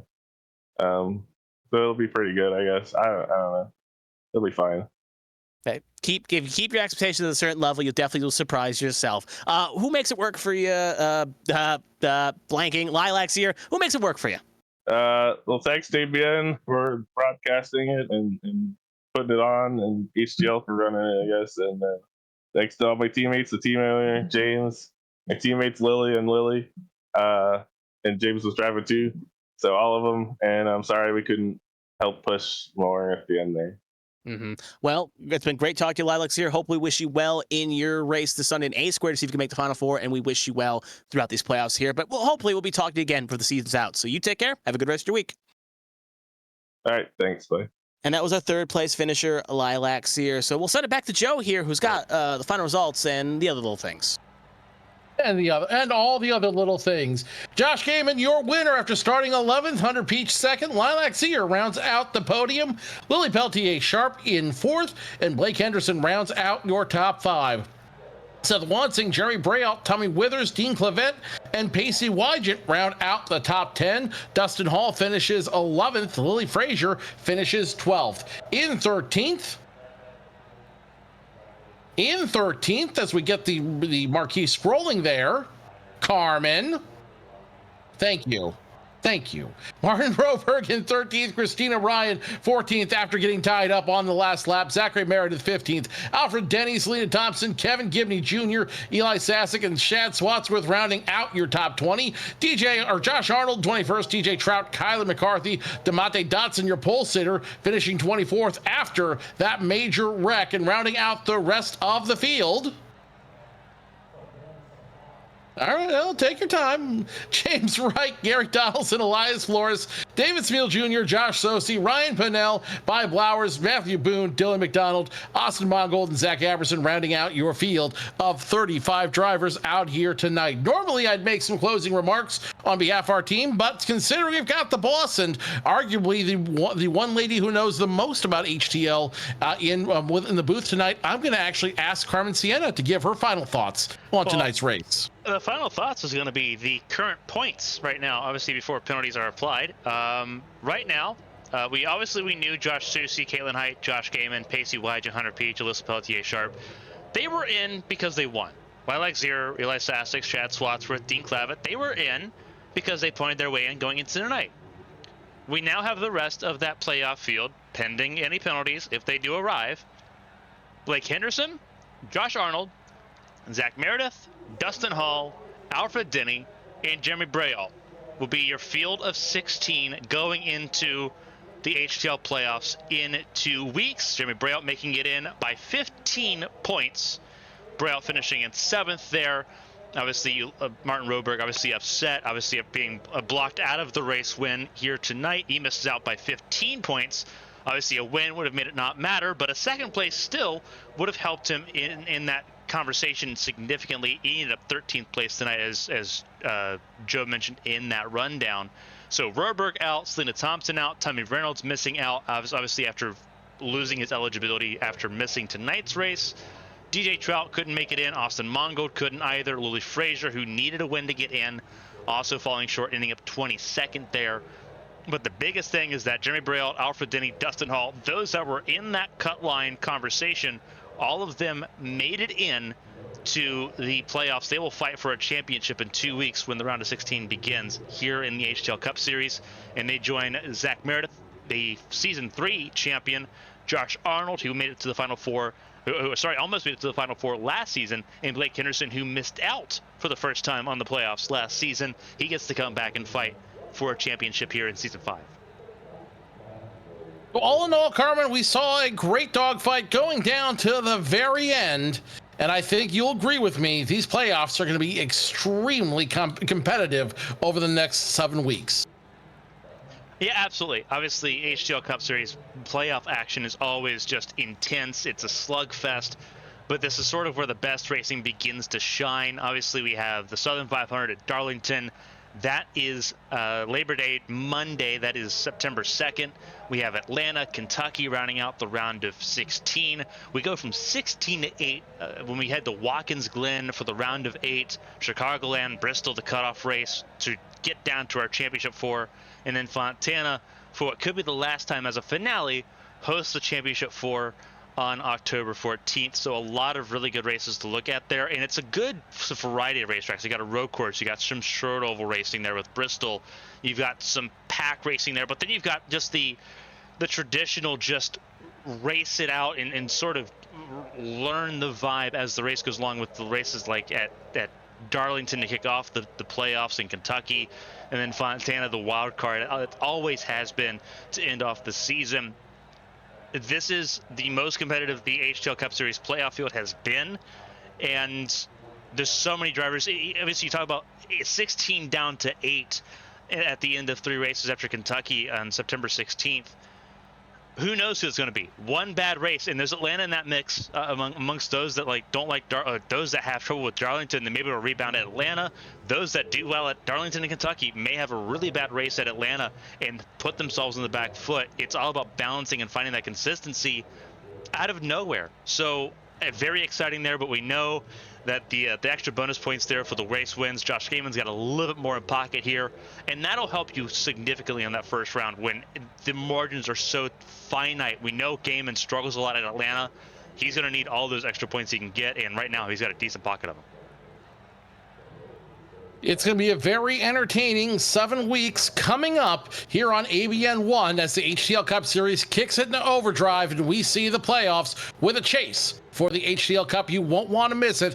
8 p.m. Eastern every Monday night through the rest of the season. You'll catch it all here on ABN1. That will complete our coverage of HTL Cup Series here at Daytona International Speedway. Congratulations once again to Joshua Gaiman, who will go with a head of momentum into the playoffs. On behalf of our entire broadcast team, my partner in crime, Kevin Young, our producer, and the lady who makes it all work, Carmen Sienna, my name is Joe Cortez. We'll see you next week when we go racing for the All-Star race here in the HTL Cup Series. Good night, everybody.